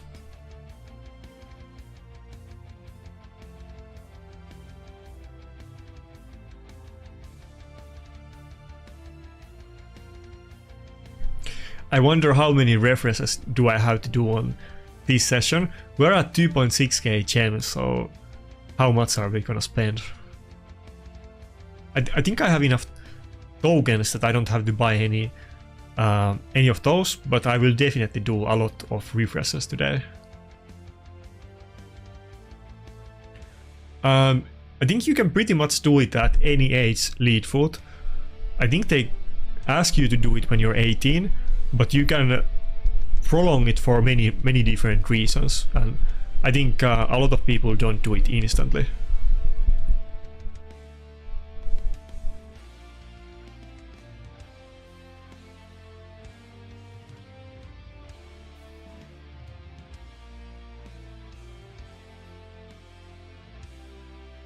Yeah, I agree. I think life, like, even if some people might disagree and they maybe don't like weed users and so on, that's fine. But life sentences for weed is like, my brain explodes. You know, people do actual bad stuff and they don't get that. Like, that's insane. I don't understand why we are at that point. To be fair though, this is gonna be shocking to you guys, but okay, we have to make another poll. And don't Google. I'm gonna be mad for everybody that Googles. Guess how long the Finnish life sentence is. Type it in the chat right now, don't Google it. How many years is Finnish life sentence? I'm gonna say you might be surprised about the number if you don't know about it, but don't Google it. In Finland, life sentence isn't like 100 years. Let's put it that way.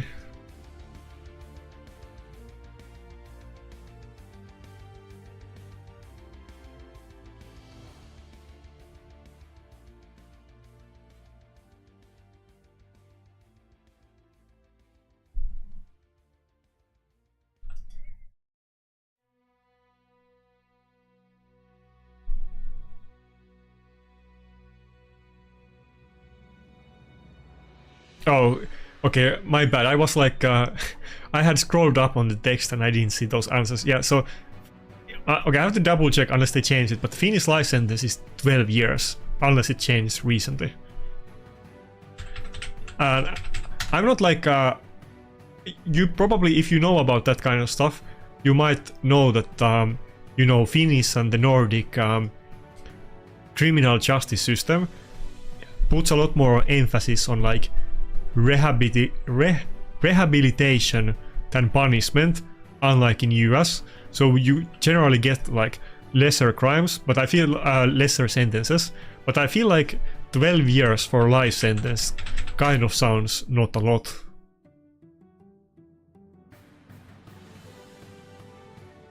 But I know that even though it's that way, that it's 12 years, but they can like decide to like prolong it. There's some kind of stuff like that, and they can also, of course, decide to let you go earlier.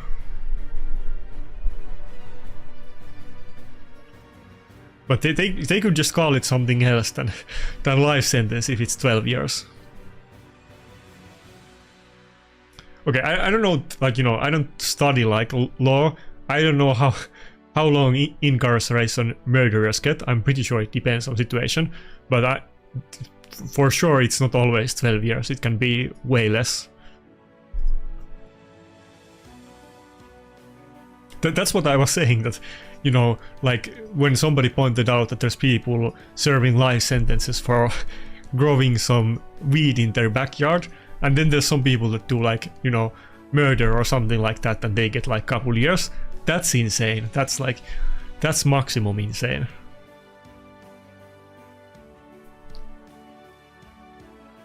I mean, I get it. Like I said, I'm kind of libertarian-ish. I don't really...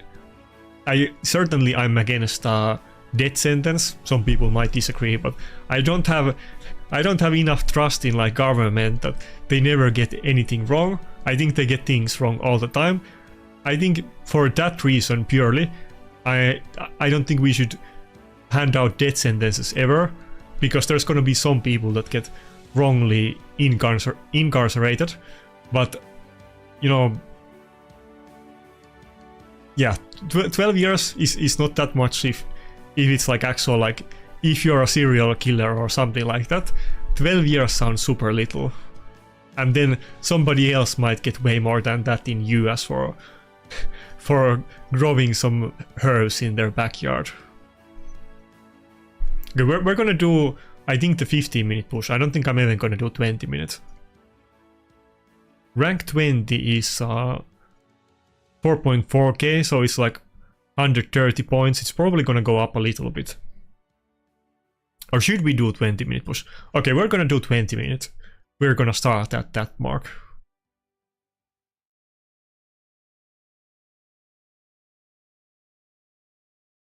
Oh, you did? That's interesting. Then I'm sure you know about it much better than I do. I was kind of into it when I was like in, you know, high school. I don't know what's the word in English, but I was in like a field of study that is like you can choose. It's called, okay, I have to Google it. It's called elämänkatsomustieto. It's maybe something like, it's not philosophy, but something along those lines. It's something between like religion and philosophy, but for people that are not religious. And we watched a lot of documentaries about like criminal justice systems in Finland and other countries and that kind of stuff. It was super interesting. Like, I know in US you guys have like private prisons, and in Nordic countries like Finland and others, we have prisons where you don't even have to physically be in, and you can like do work normally, and then you have to go there like every evening or something like that. We even have those kind of prisons, so I do prefer that kind of way, but obviously there's some kind of line, and if you do super horrible stuff, then I think 12 years cannot be enough in some instances.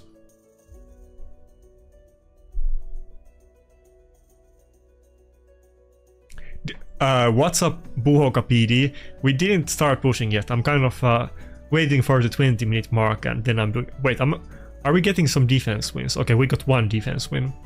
I feel like I pushed too early last week. I think 20 minutes might be too much. Maybe I should do 15, but... Gonna start in 40 seconds. Good luck for everybody that is pushing, but I hope you get your personal record today. I hope I get it too, but it's basically not possible for me to get my personal record. That would require me to win, which is not possible. I'm not gonna even say it's improbable, because it's not possible.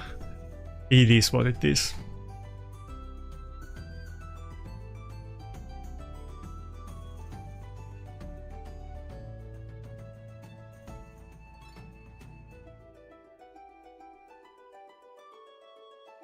Yeah, Burnt NPC. I have probably maybe seen some of those same documentaries that you have seen. I have seen many documentaries about it too, and I agree. I think there needs to be both, but it really depends. But I definitely lean much more on the rehabilitation part, not just because of, you know, some moral reasons, but because of the practical implications of the, I can't say that word, but the revicism, that word that you mentioned, that means the amount of times people that commit crimes again after they get released from prisons. That number goes down a lot in Nordic countries, where the criminal justice system focuses on rehabilitation. I think that's a good thing, and that's a practical reason to do it, even if you like hate people that commit crimes and want to punish them.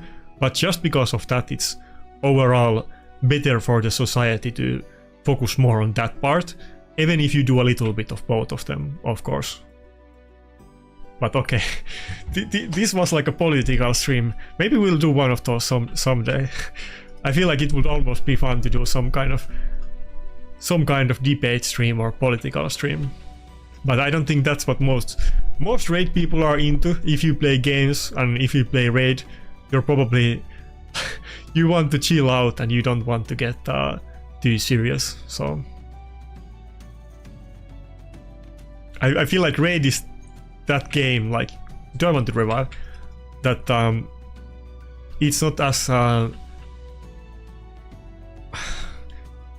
hardcore as some other games. And the type of people that would play raid probably would not want to get that serious, so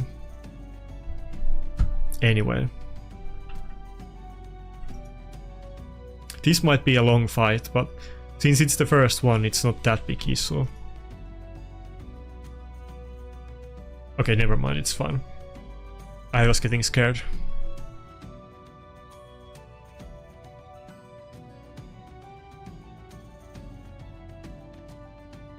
Wait, Michael Henry, what are you talking about? Business move? I missed out. Like, what are you referring to? Yeah, I'm doing the fusion. Yeah, I always do them. I have missed a few of them, but I will go for it just because it might be relevant at some point, but they said that there's gonna be some new dog champion that is gonna be super strong, so they're kind of hinting that you don't want to skip it, but we'll see.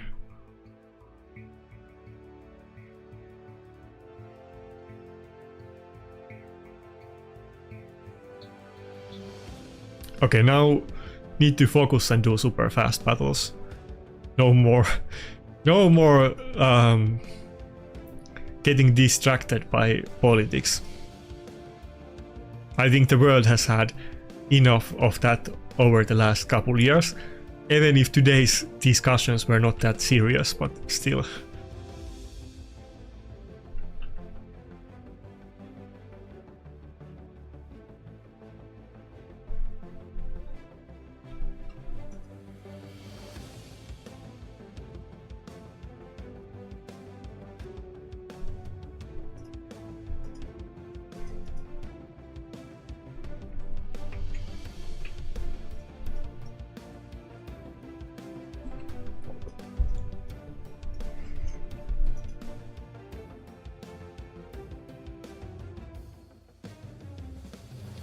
Damn, I can't hit anybody. It's all lockout and speed meta.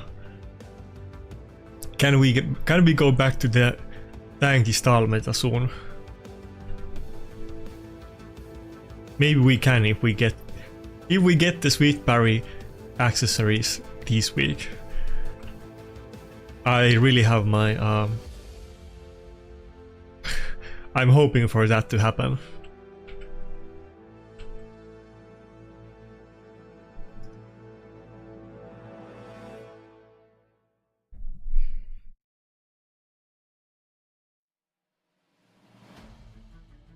Recidivism. Maybe that sounds good enough, but I know what that word means. Like, I have talked about it before. Like, it was literally like in those documentaries that we watched.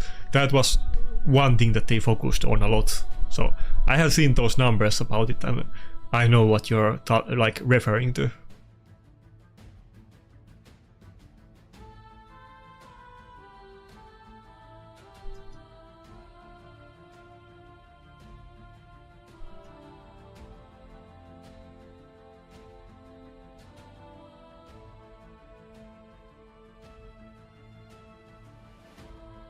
Come on, let's find some old easy Taras teams.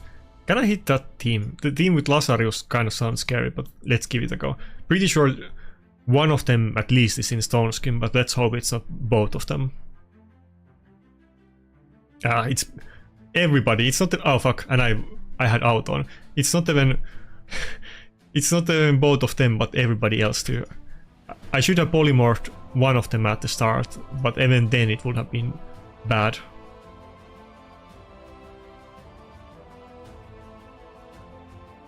We might get a loss here. Okay, nice. Armans took... What? Did he just resist the polymorph? What happened there? I thought I was good because Armans got the second turn before Lazarus, but he resisted it? What? Okay, can I still pull off one turn on Narcissus? Oh, he has high level life harvest. Almost.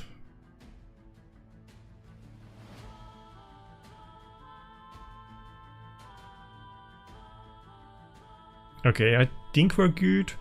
It's still kind of shaky because we lost a lot of damage from the life harvest. Okay, nice. Okay, we're good. I was getting scared, but it wasn't even that slow battle. Nice. Where are we at right now? Okay, 200. Yeah, it's really hard to find anything that I can hit.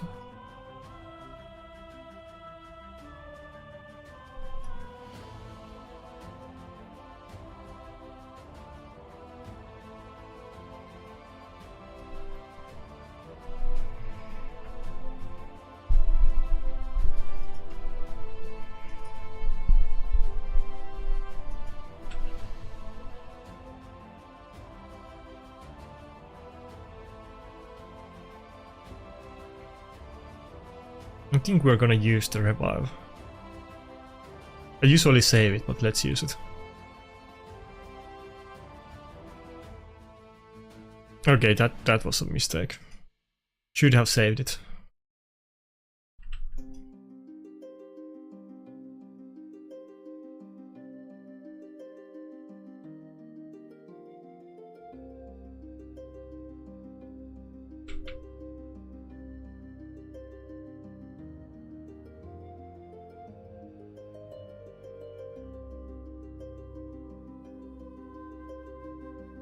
Can I block revive the Taros? No, he's gonna get healed.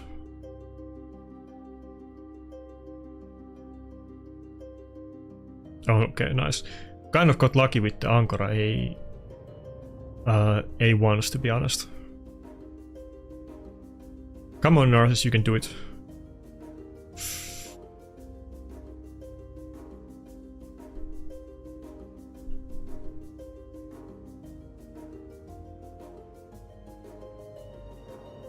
Okay, we're good.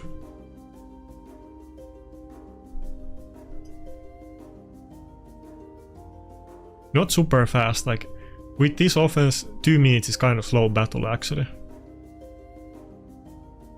I hope I can get couple like easy 1 minute battles, but everybody has stone skin now and oh fuck, we lost in defense. How many? Couple.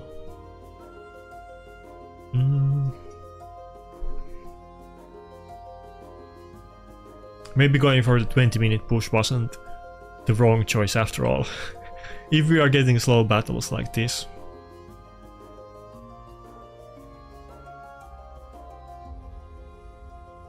Oh fuck. The Narcissus didn't die and we did the shield on auto, so he's... Okay, never mind. We can still polymorph it. He would have done double damage on us. That was kind of scary.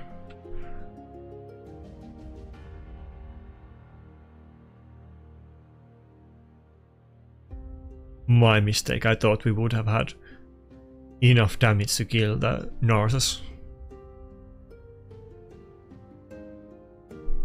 Okay, 40 seconds, that's not bad. Can we get a couple more of those?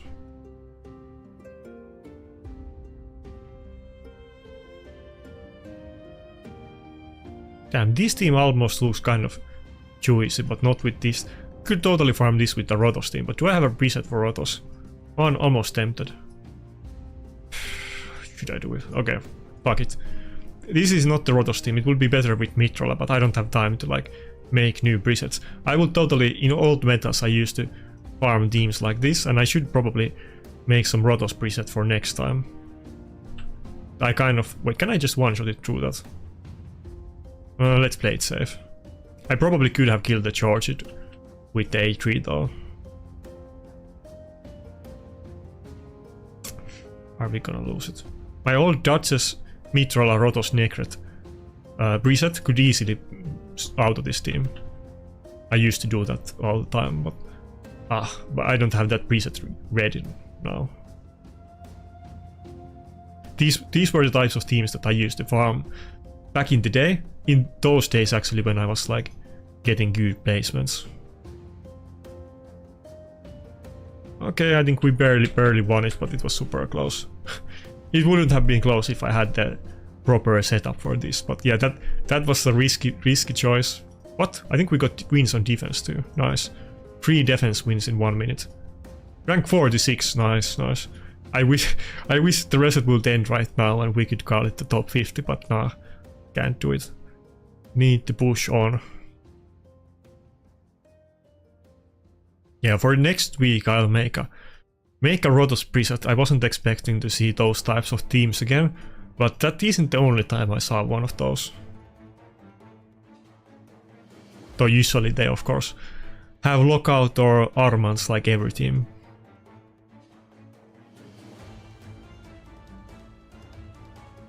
Come on. I hate this meta. I hate it so much. I used to hate the old speed meta too, but I feel like in the old speed meta there was still less lockout teams than right now. It's even worse than it used to be.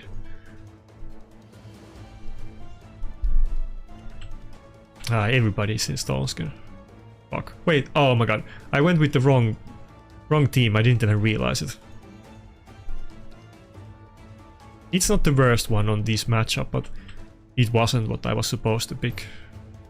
Oh yeah, fuck. Never mind, the UDK and no Armans is not that great. Protoss is kind of dead space here. That was a massive oopsie from my part.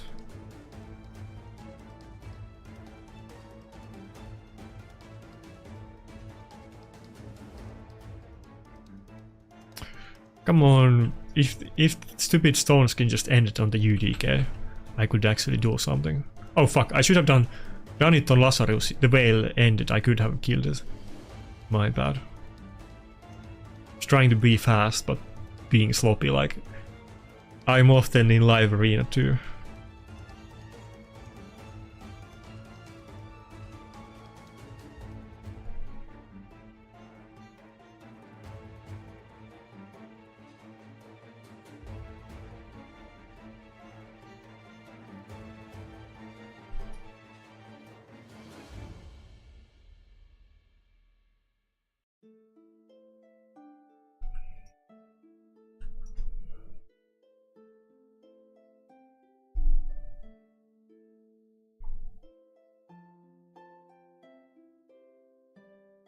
Okay, now we lost some battles in defense in the meantime. How many?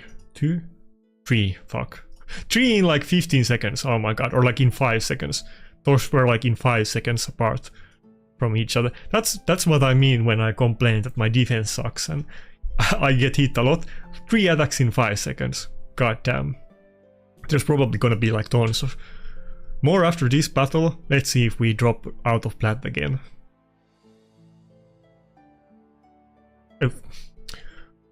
I forgot to change the team again. Oh my god, I'm just sabotaging myself today.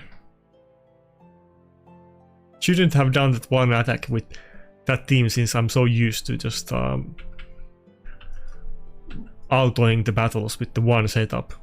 Like back in the day, you had to switch teams a lot, but for a while now I'm just been spamming the one same team in every battle.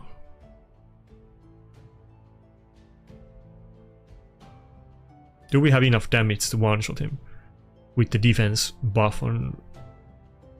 Ah, yeah, okay. Maritska didn't die.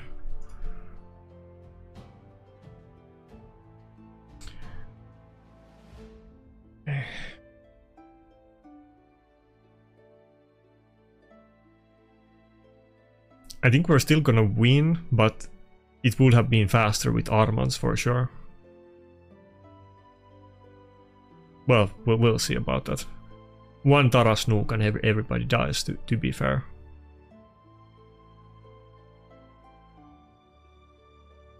Okay, we lost it. God damn it. Are we gonna be out of plat? No? Okay, but we lost a lot of points. Where was the team? Yeah, that sucks. That's totally my fault. Everybody is doing that thing, or not everybody, but a lot of people are doing that thing now that they don't open with the Maritska A2 and they open with the 3.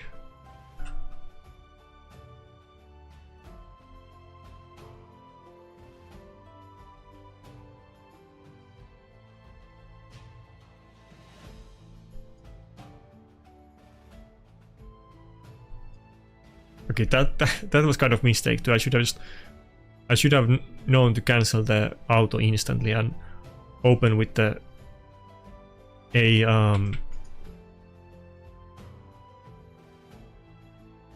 open with the polymorph on Armans and not the turn meter still. Anyway, I feel like we kind of screwed already with that one lost battle. The margins are so thin that if I get like 2 losses against the same team, that's it. We're not even gonna be in plat after this one. Why did I lose to him twice? Okay. Now we're like not even... What? We're like 50 points out of plat. Damn, I got hit so many times. What the fuck? There's like 10 hits in like... in the last few minutes. Okay, so it doesn't doesn't matter what we do at this point. I guess I was flying too high close to the sun, that I was like the top 40 in 8 minutes or whatever, so it was too early. I didn't expect that. I got here that one big lots of defense wins here. It kind of got us maybe too high points, and now we can't catch up 60 points in like 2 minutes anymore.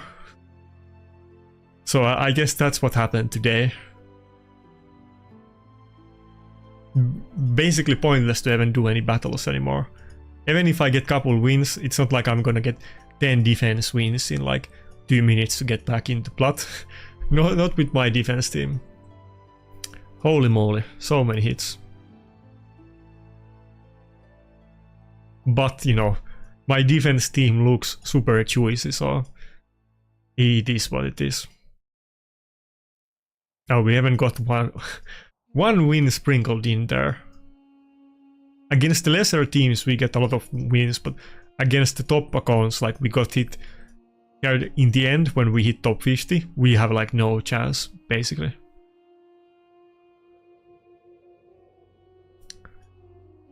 Yeah, I guess it needs to be a 15-minute push next time. Like those these four wins in defense, kind of funnily enough, they kind of ruined me because we got too high.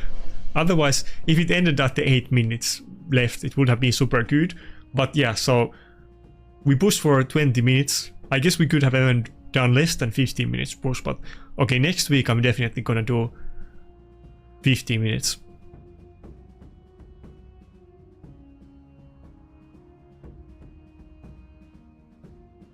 Wait, how many times? Okay, this kind of, because I already ended it like 2 minutes earlier, but let's see how many times I actually got hit today.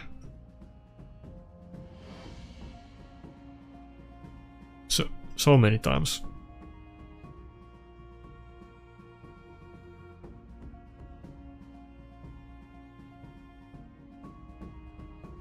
Okay, so we'll count it from here.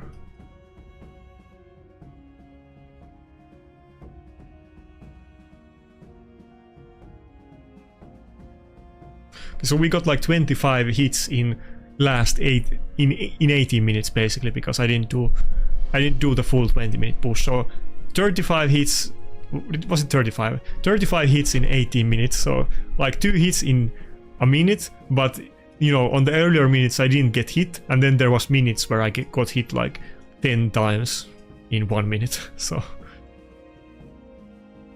But yeah, congrats to anybody who made it. I wasn't good enough, and I guess I'll know next time that even 20 minutes is too much. It's gonna be 15-minute push. Like, as you can see, my defense can win against some people, but against the top dogs, if they see my defense, they're gonna get a massive hard on, and everybody in the plat is gonna attack me. That kind of sucks. Like we even see here, like Timo hit me, and then this Kisora guy, and I don't know, this Kisora is like, I don't know, Timo is maybe like top 10 or top 20, and Kisora is like 120 points lower. Not 20 points, 107 points or whatever, but there's like a massive gap between these people. Okay, here's one even lower. This is like 200 points lower than Timo too, but everybody is hitting me in that spectrum. How many wins did we get in total? 7 wins, but all of them except 1 win were like way before the end. But obviously I fucked up in the offense battles in the end, but these 2 offense battles literally didn't make any difference because we got hit so many times at the same time. So even if I won both of them, I would have still dropped out of the plat, and I would have been so far away that I couldn't have gotten back anymore. Okay, how's the chat feeling about today's push? Congrats on everybody that made the plat, by the way. Yeah, I agree, 20 minutes was too much. I was used to doing super long pushes at some point, and in the last meta, like before Narses, even if you were not super, like everybody was doing super long pushes, top accounts were doing like multiple hours, but even I was usually doing like 30 or 40 minutes, but next week I'll definitely do 15 minutes, and I'll even consider doing 10 minutes on the week after that. We'll see, but at least we know now that 20 minutes is too much.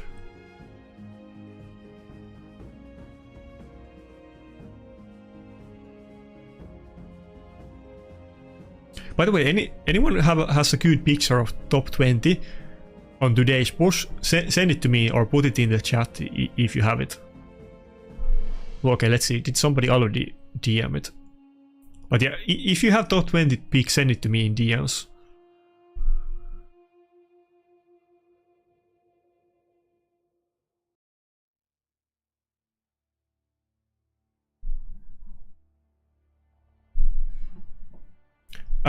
I don't think cracking Root's blessing is super good. Nobody's really trying to kill true Stone Skin. I mean, there is champions that can ignore it, like charge it, or you can just wait it out, or try to polymorph them or lock them out. I don't really think it's worth sacrificing your blessing to try to brute force through Stone Skin. Yeah, Grats on the avatar. Okay, let's see the top 50.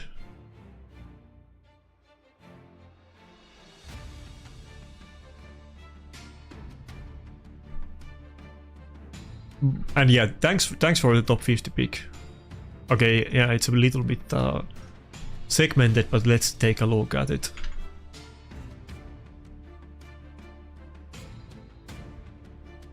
Okay, here we have top 10. So it's oh, did RDD get a trophy? Congrats on RDD if he won. That doesn't necessarily mean that he won just because he's rank 1 in the picture.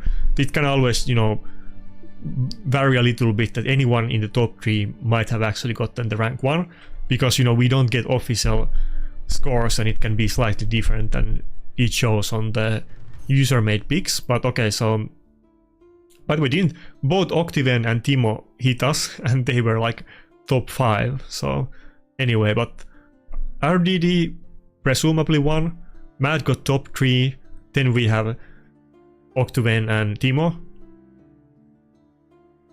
Wait, there's no way that's RDD. That's RDD doesn't have that good account, I don't think. Can't it really be RDD? I feel like RDD, like, for somebody that doesn't know, RDD is like a Russian content creator. I don't know if he probably didn't push it himself, but I feel like RDD hasn't been that active in Discord for a long time, so I'm kind of surprised to see him at the rank 1, but congrats for RDD if he got it. Anyway, then there's just a lot of mad, and one guy from Oblivion? Isn't that Oblivion cluster?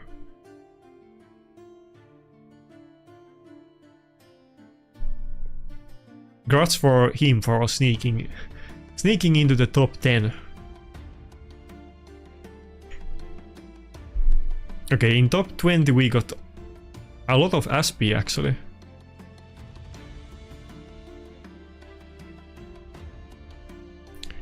But yeah, these teams, you know, not a lot of... Wait, there's... Okay, so what? How do we have RDD in 2 pixels? Is it the same RDD? So, okay, you can, you know, I've talked about it before, that you can change... Okay, I don't think these can be that good pixels. Like, you can obviously have 2 persons with the exact same name, but considering they both have the same trophy, I don't know if it's the same guy or 2 different accounts. It could be either one of them, but let's just ignore that because we can't know. That, like, there's this thing that you can put like invisible spaces in the name, so multiple people can have visibly the same name on your character, but they can still be different people. And even though they have the same avatar and even one trophy on each of them, it could still be 2 different accounts. By the way, this week we have 2 Sifis in top 20, no one in top 10, but I don't think there was any Sifis in the last week, if I don't recall wrongly. So I guess that's a little bit uptake from that. But outside of that, oh fuck, I misclicked the picture. I think that was the first Gizmark that I saw in top 20. Let me pull up that picture. Okay, you can see it. Yeah, Gizmark. Outside of that, they look pretty much the same as you saw last week. Not a lot of difference. Still a lot of more Siegfried than it used to be. Siegfried has become way more popular in Plat.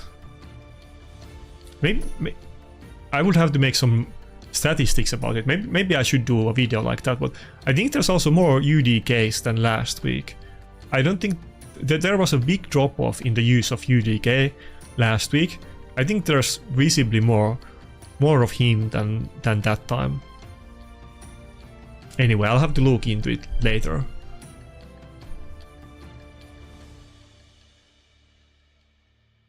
Yeah, good night, burnt NPC. Okay, so what do you guys think about today's push?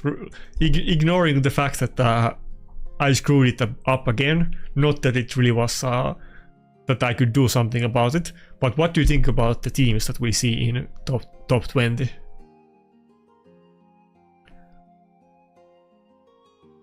Galadir and Siegfried are definitely the main attraction, along with like Marichka. Kind of a lot Armans too. I feel like probably the use of Armans has even increased in top 20. Maybe not, there's just like multiple Armanses in row here, but there's not that many in the top 20.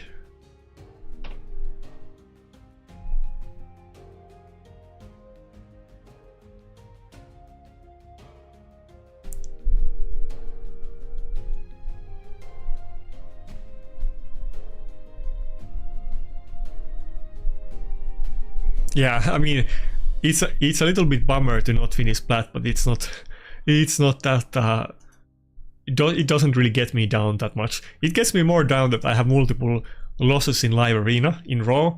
It feels super annoying that I can't win, and of course I would want to win in Platinum Arena too, but you know, metas are gonna change, and I'm sure I'm gonna do better in some other time, but yeah. And I have done it so many times that I'm not that emotionally invested if I get top 100 or top 50, to be honest. I think probably some other people care more about it, like that they get the highest possible placement, but for me at this point it's impossible to get my personal highest placement. I mean, I'm not saying that I'm trying to get it, but right now it's definitely impossible, but it's kind of impossible for me to improve right now, let's say.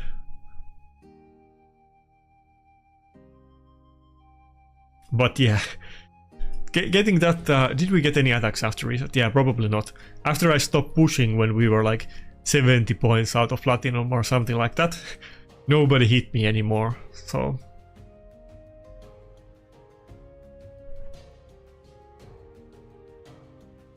But you know what? We have the clan versus clan PvP or clan wars or whatever we call it. Siege wars, territory wars. I don't know what's the official name for that content gonna be, but we're gonna have it this week.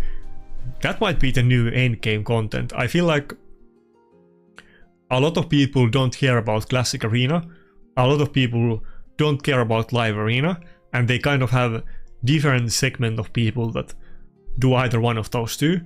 But if the clan wars is good, and we don't know yet, but if it is good, it might be the new next thing that people care about and are super into. It might overtake Live Arena and Classic Arena, who knows. By the way, speaking of that, this is a good time to chill. We had a couple people quitting the game this week. You know, people get people weren't happy about the clan wars and just overall, you know, people quit the game. Anybody looking for a clan, hit me up. We kind of, you know, have high requirements now because we want to make best possible team. I think we have 2 people joining, to be fair, so we have like 1 slot, but we want to be full for the clan wars, so hit me up. we also probably have some, I mean, not probably, we have somebody very interesting that you guys might know joining this week, but I'm not gonna say until it is, but you know, everybody usually joins in after the Hydra class ends, and we're gonna wait for that, but there's gonna be some interesting developments in the clan, I think.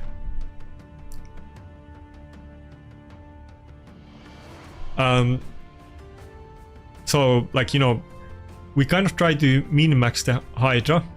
We need to see what happens with the clan wars, because, you know, the clan wars might make it so that you can't hop clans anymore. But if it doesn't do that, our plan is still to switch clans every now and then to get easy Hydra battles. And we kind of try to be smart about normal CVC. So we don't really have any requirements in those two per se. But we want people that do arena, are into both of them or one of them, and are active in the game. That's the main requirement. It's not like set in stone, but ideally every clan member would push platinum and do live arena, but you can't do that every week, and we don't like even try to mandate it. But some people that are super, let's just say that we want strong accounts, but that you're active in arena is the main priority.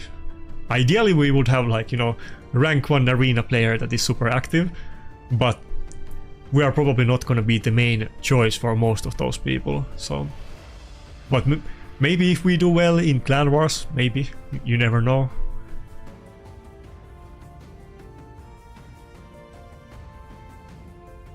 Yeah, I think those seek runes are usually, to Mike Cable was asking about the solo seek runes, I think usually they are running Lazarus and Siegfried in the same team. Probably more than 50% of the Siegfried defense teams in top 20, they usually have double nuker, and if they don't, they still have like Lockout or Armans in the team, and often they might have 2 lockouts. So that's basically how they win. They're either super fast and or they have double nuker.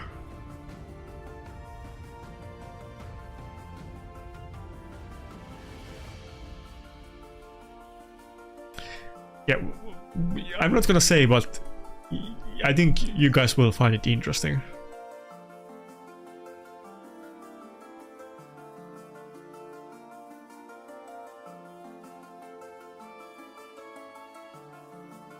I didn't talk with him. I don't know if he like sorted out with his old clan yet, so I'm not gonna, like, you know, speak about it right now, but we need one more member, so.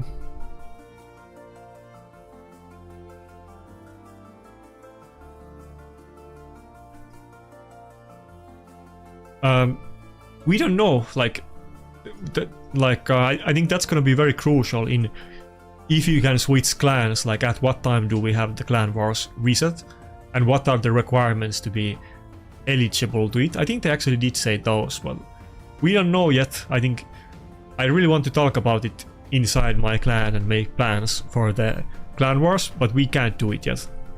We need to get more information.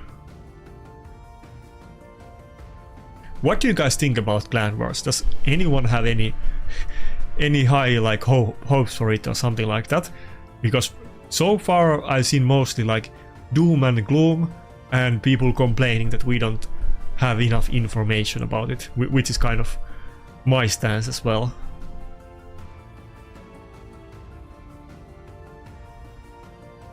Yeah, there's gonna be a lot of micromanaging with the clan wars, I'm sure. I'm kind of prepared for it, obviously. You know, I'm making content too, so I might as well put time and effort in the clan, and of course we're, you know, there's other people that will hopefully focus on that stuff too.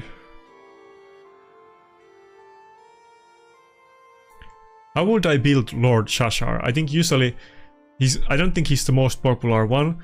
There was just, I think on the Friday stream we talked about it, that somebody was asking about the bombers, and I basically said that I think like the main bombers are like Gnishak, Gaius and Astrolith, and Shashar kind of competes with Gnishak and Gaius, and he's the least popular. But Biohack was kind of disagreeing and saying that Gnishak is the best one, but he thinks Chashar is still better than Gaius. But all of them outside of like Astrolith, because Astrolith is used in speed teams with Tuhanarok and Arbiter and so on. But all of the other ones, they're usually built in 4-piece stone skin. I have pretty like a hard time against Gnishak teams in Classic Arena. I have lost quite many of them. My builds or my setups actually get pretty easily destroyed by bomb teams.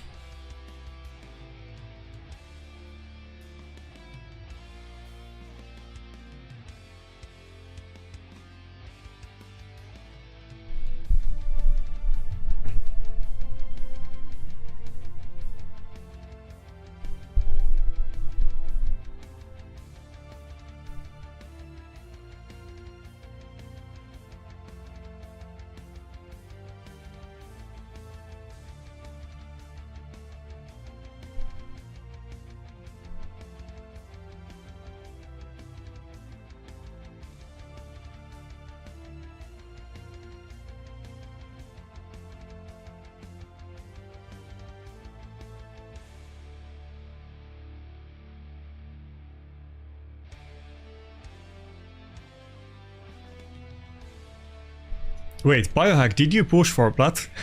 Did you finish Plat? What rank did you get?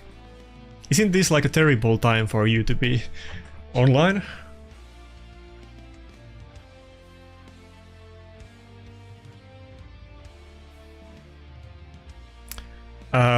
What's up, Musty? I'm not sure. I have to double check. I assume that I fought you. I can't recall which specific battle that was. Okay, there it is. Oh yeah, I think this was the battle where it was kind of close that the Staldus killed the Sylvie, but it didn't quite die to the first noob, yeah. And you went with both UDK and R-base in that one.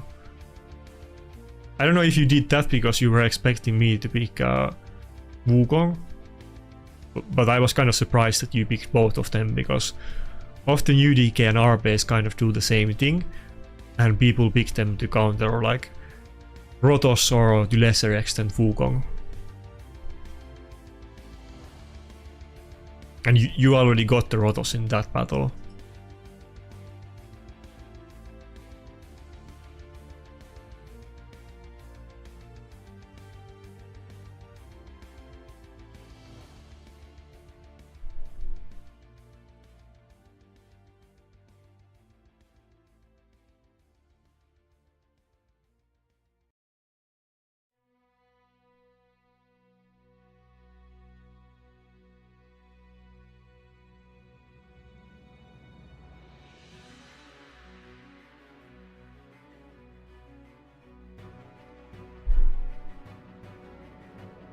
I do see Astrolith surprisingly often in live arena. I think sometimes people pick Astrolith in like speed teams with double lockout, and it's usually with it's without Tuhanarak. People do use Astrolith against me even without Tuhanarak. I don't think anybody ever picks Tuhanarak in live arena, but I do see Astrolith.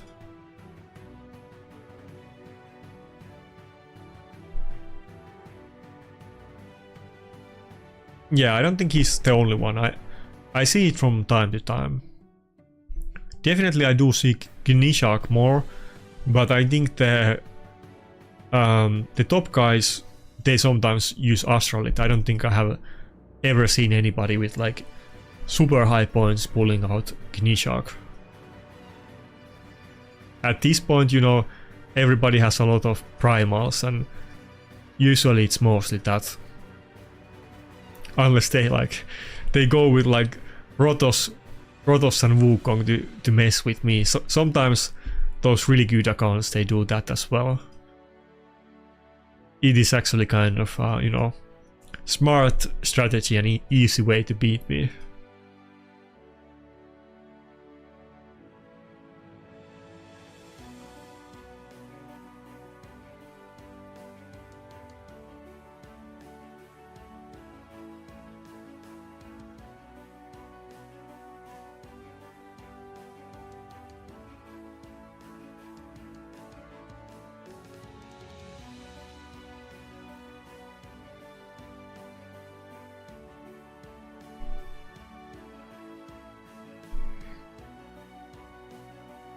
I think, you know, they're both super niche, but I do think Eva is better, yeah, because Eva's damage is actually insanely high. If you use speed teams and you have like 4-piece stone skin on Eva, it is super good. The issue is that enemies often have 4-piece stone skin as well, so you either need like lockout in a speed team, or you need to go second and enemy can't have lockout or whale or something like that. It's kind of niche, but Eva's damage is super insane. If I had 4-piece stone skin on Eva, I would definitely use her, but I sadly don't have it on her faction. I have spoken about it before that I think she fits speed teams, but for me, if I get 4-piece stone skin on Eva, I will kind of on purpose make a little bit slower build on her, like 200 speed or something like that, and hope that I go after the enemy stone skin, and I will definitely use her a little bit.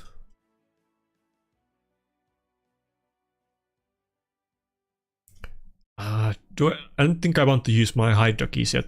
I always save them until the end so that I can adjust to our clan. I guess I had to use one of them.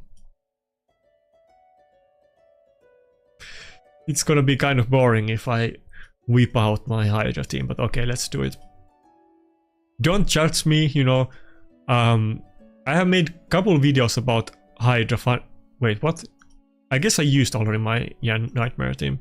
I have made a couple videos about Hydra teams, but at this point I usually aim for the minimum score of 650 million. I'm not usually going for max... Ah, fuck. Do we have to do more points this week? I'll think about the Hydra key later today. Maybe I have to do more points. We have been kind of lowballing it and won every Hydra battle so far, but it's kind of progressively getting harder and harder. And even though I was telling everybody to do 650 million and no more, but always somebody did a little bit more, and now it's kind of necessary to do more than that, and we kind of need to do the clan swap that was the original plan. But at the start we were just doing 650 million and easily stomping every battle, but I might need to do more points this time. Usually I just auto them, but I don't think I can do it this week. I was kind of used to doing that in MAD as well, that I was just autoing my Hydra keys because my damage didn't matter. Like, let's say that I manualed my keys, maybe I could do a couple billion damage, and then somebody does like, I don't know, 100 trillion damage or whatever. My keys were completely irrelevant compared to those people.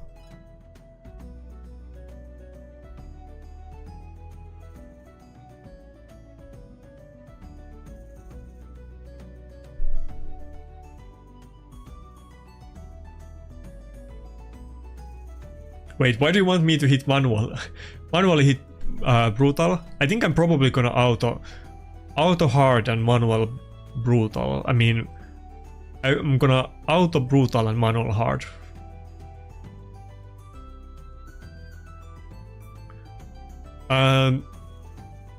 Probably, yeah, we can, but we should talk about that in Discord.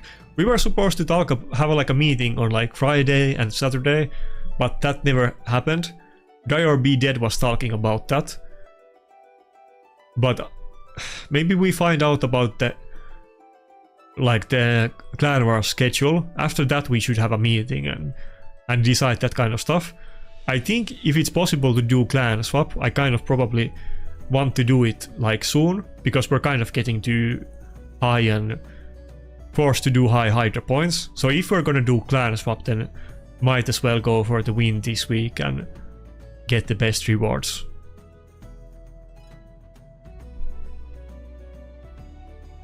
How is my fusion grind looking? I don't recall how much I did, but I didn't miss any events yet. Actually, one event I didn't do yet, which I need to end like, I think in the next hour or something like that, is the summon video. Summon... that's kind of Freudian slip. Is the summon rush event, and I'll probably make a video about it and end the stream before that, because I wasn't supposed to do super long stream today, and I'll probably make an actual video today as well. I was so inactive making content in the last 2 weeks that I need to do daily videos again. I was gonna save up the shard pulling for that and not on the stream.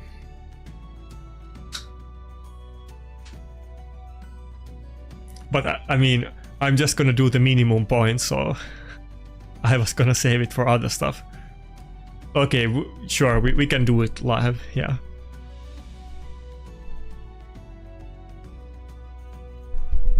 I didn't really plan it ahead yet. I was gonna think about it after the stream, but yeah, might as well pull it. I need to do that event anyway so that I don't miss it. But I haven't missed any of the events so far. I just the ones that are still in that are still active, I haven't finished most of them.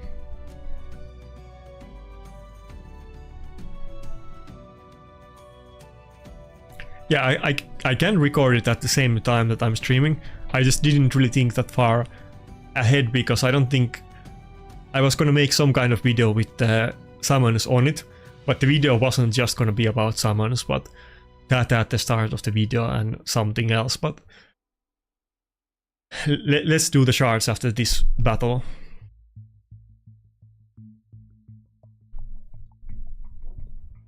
Did anyone get anything good on weekend from the mandatory summon shard pulls?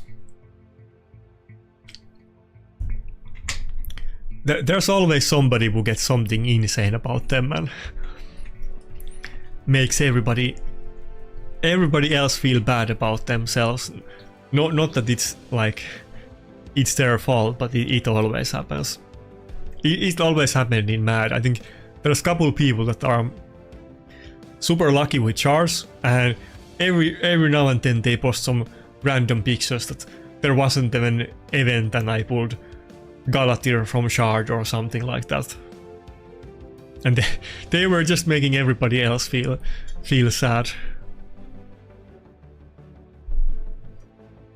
Okay, so yeah, there's 1 hour left. I think I did the champion training, yeah.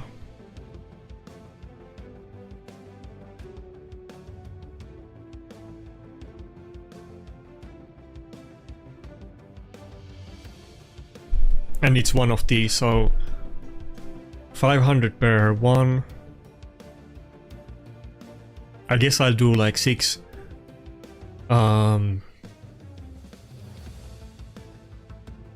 What do I do? 6 sacreds and then something else. I don't know if I want to pull primal. I guess I'll just pull a few ancients and call that a day.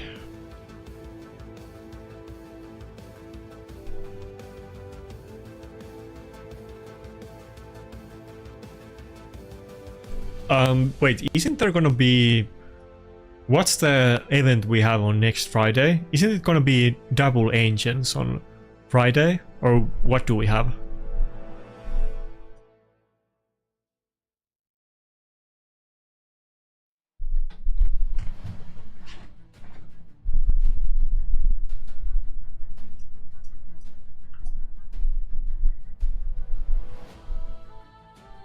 By the way, if I narrate a little bit that seems odd, I'm gonna record like you suggested on the stream, so I'm gonna narrate a little bit to that. Don't mind the weird talk.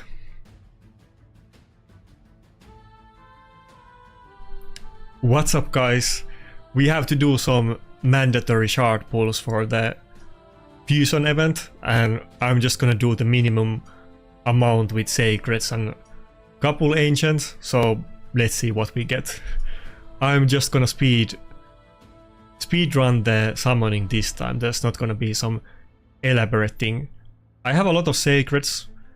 I haven't really been wasting them, and I wouldn't want to waste them for this event, but have to do it, so here we go. Kimi Harima, and that will be a nice summer memory. Come on. That's the only thing I care about. Everybody knows that. I just want to get Harima.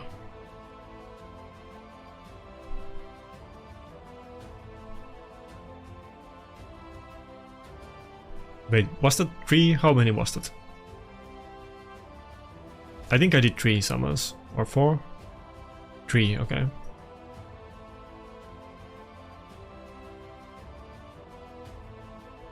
Come on, surely we're gonna get Harima on these random bulls outside of 2x event. I mean, Angora or something like that wouldn't be terrible either, but okay. I guess we didn't get anything.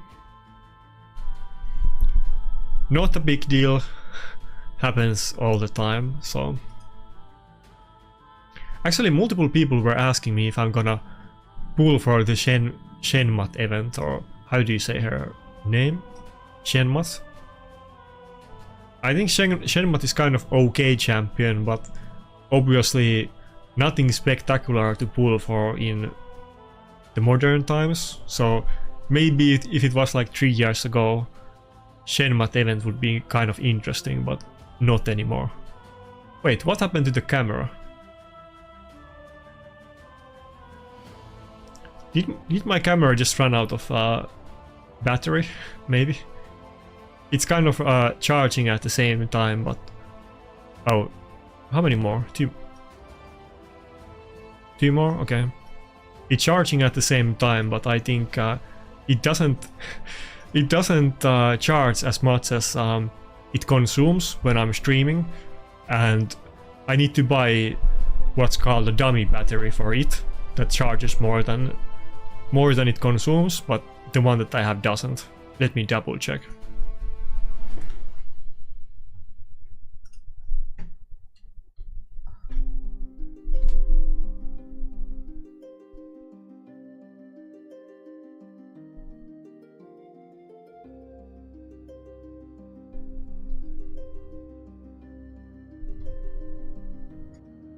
Yeah, we're out of battery. That's what happened. By the way, anybody on the stream knows what's a good dummy battery that I should buy, but I need to get one of those. Some people were telling me that I don't need one if I have it on continuous USB recharging, and I'm not charging it from PC, but like actual power output, and I'm doing that, but it doesn't look like it's enough. Yeah, it's not that there was no signal, the camera ran out of battery. Anyway, happens. Today is gonna be a blind stream after this.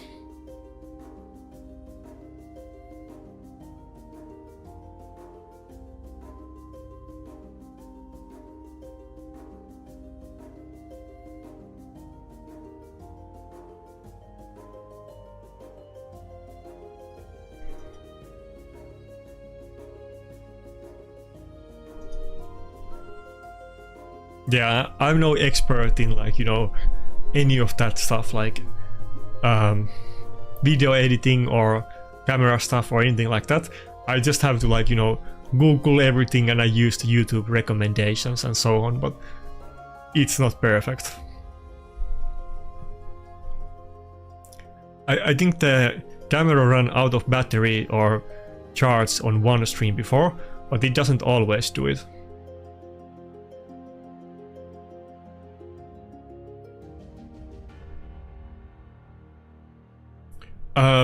Yeah, okay, so you might find this super cringe, but you know, like I just said, I literally went with you know, YouTube content creator recommendations, and if you're into camera stuff and you're asking what model camera I use, guess which camera I bought if I did it based on YouTube recommendations, because the one that I did is the most, like, popular camera on the cheaper side on YouTube. If you have looked any of the stuff or into that stuff, you can guess instantly what camera I got. But okay, it's Sony CV-E10. I got pretty good deal for it too, so I got it at a great price. I got the camera and a lens on it for 550 euros, and both of them together, if I go to my local retail store, it's gonna be like 1.2k euros. And they were practically, like, unused. The person that had the camera had not really used it at all, so... But the issue isn't camera camera here why the battery died. It's just that it's not meant to be used for streaming, and I need one of those dummy batteries to actually charge it more than it consumes energy.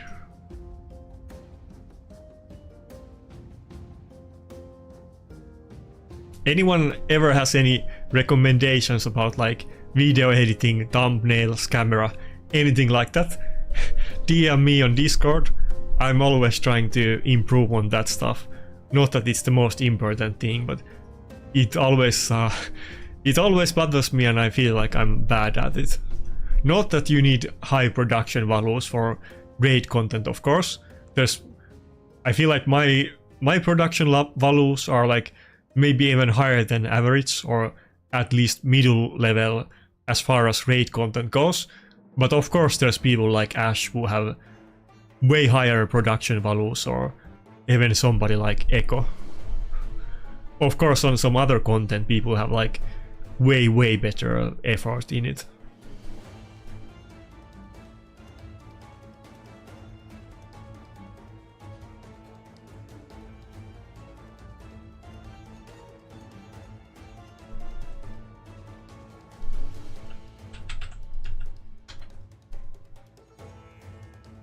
OBS bot, I have never heard about that. Okay, so it's like a web camera.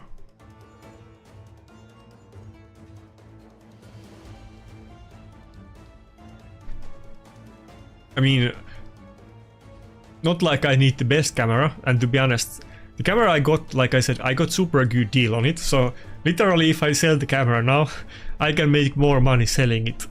Selling it than I paid for it, I'm like 100% sure. So I was pretty happy with that deal.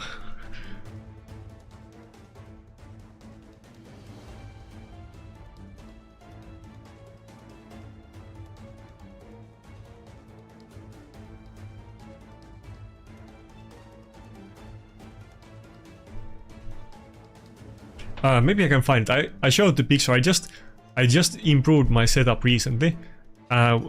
Give me a sec. Oh, actually, I did post it on the YouTube. I can find it there. But I got a bunch of stuff in the last couple of months, like camera and multiple other things. I got my third monitor set up, and I have kind of funny way that my camera is actually on like a microphone boom arm, which is kind of weird setup, but it actually works perfectly for me. Only thing, I thought I had everything, but I guess the only thing I need is the dummy battery. That I definitely need to get. Okay, here's my setup. What do you guys think about that setup? If you closely look here where my cursor is right now, like this camera is literally on a boom arm. So here is like the part of the boom arm that you can see between these two different displays. But it's actually good because I can adjust it very well. And I could see on the OBS bot that you were talking about that it's kind of meant to be like easily adjustable, but on the way I have set it up right now I can adjust the camera angle very well actually. I can like basically put it in any kind of angle I want.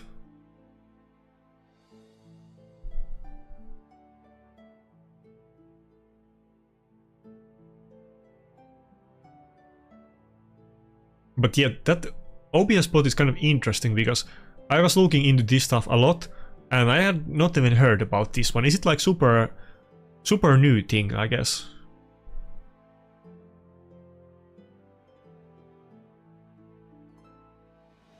Like I thought I had seen every single web camera and streaming camera out there, but I had not even heard about this one.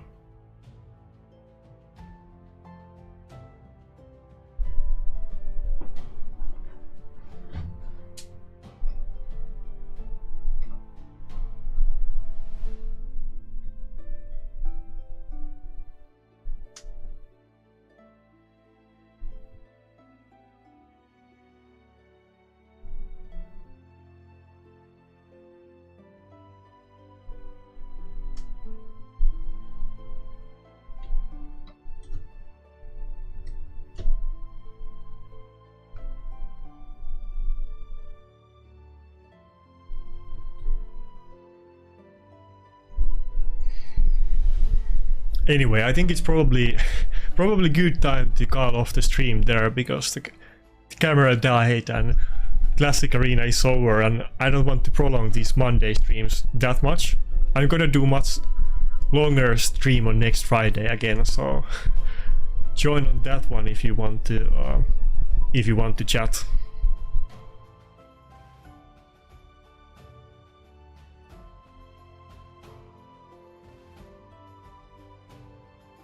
It feels kind of weird to have the stream up without any camera. I'm not gonna lie. You can't even see if I'm streaming anymore or if I'm like AFK or something.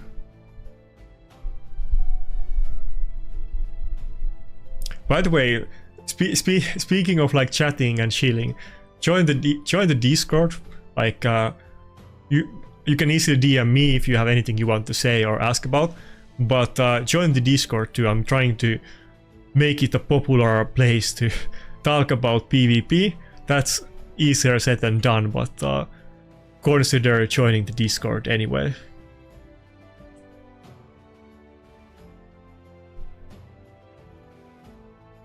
But yeah, that's where we're gonna call off today's stream, so have a nice day and see ya.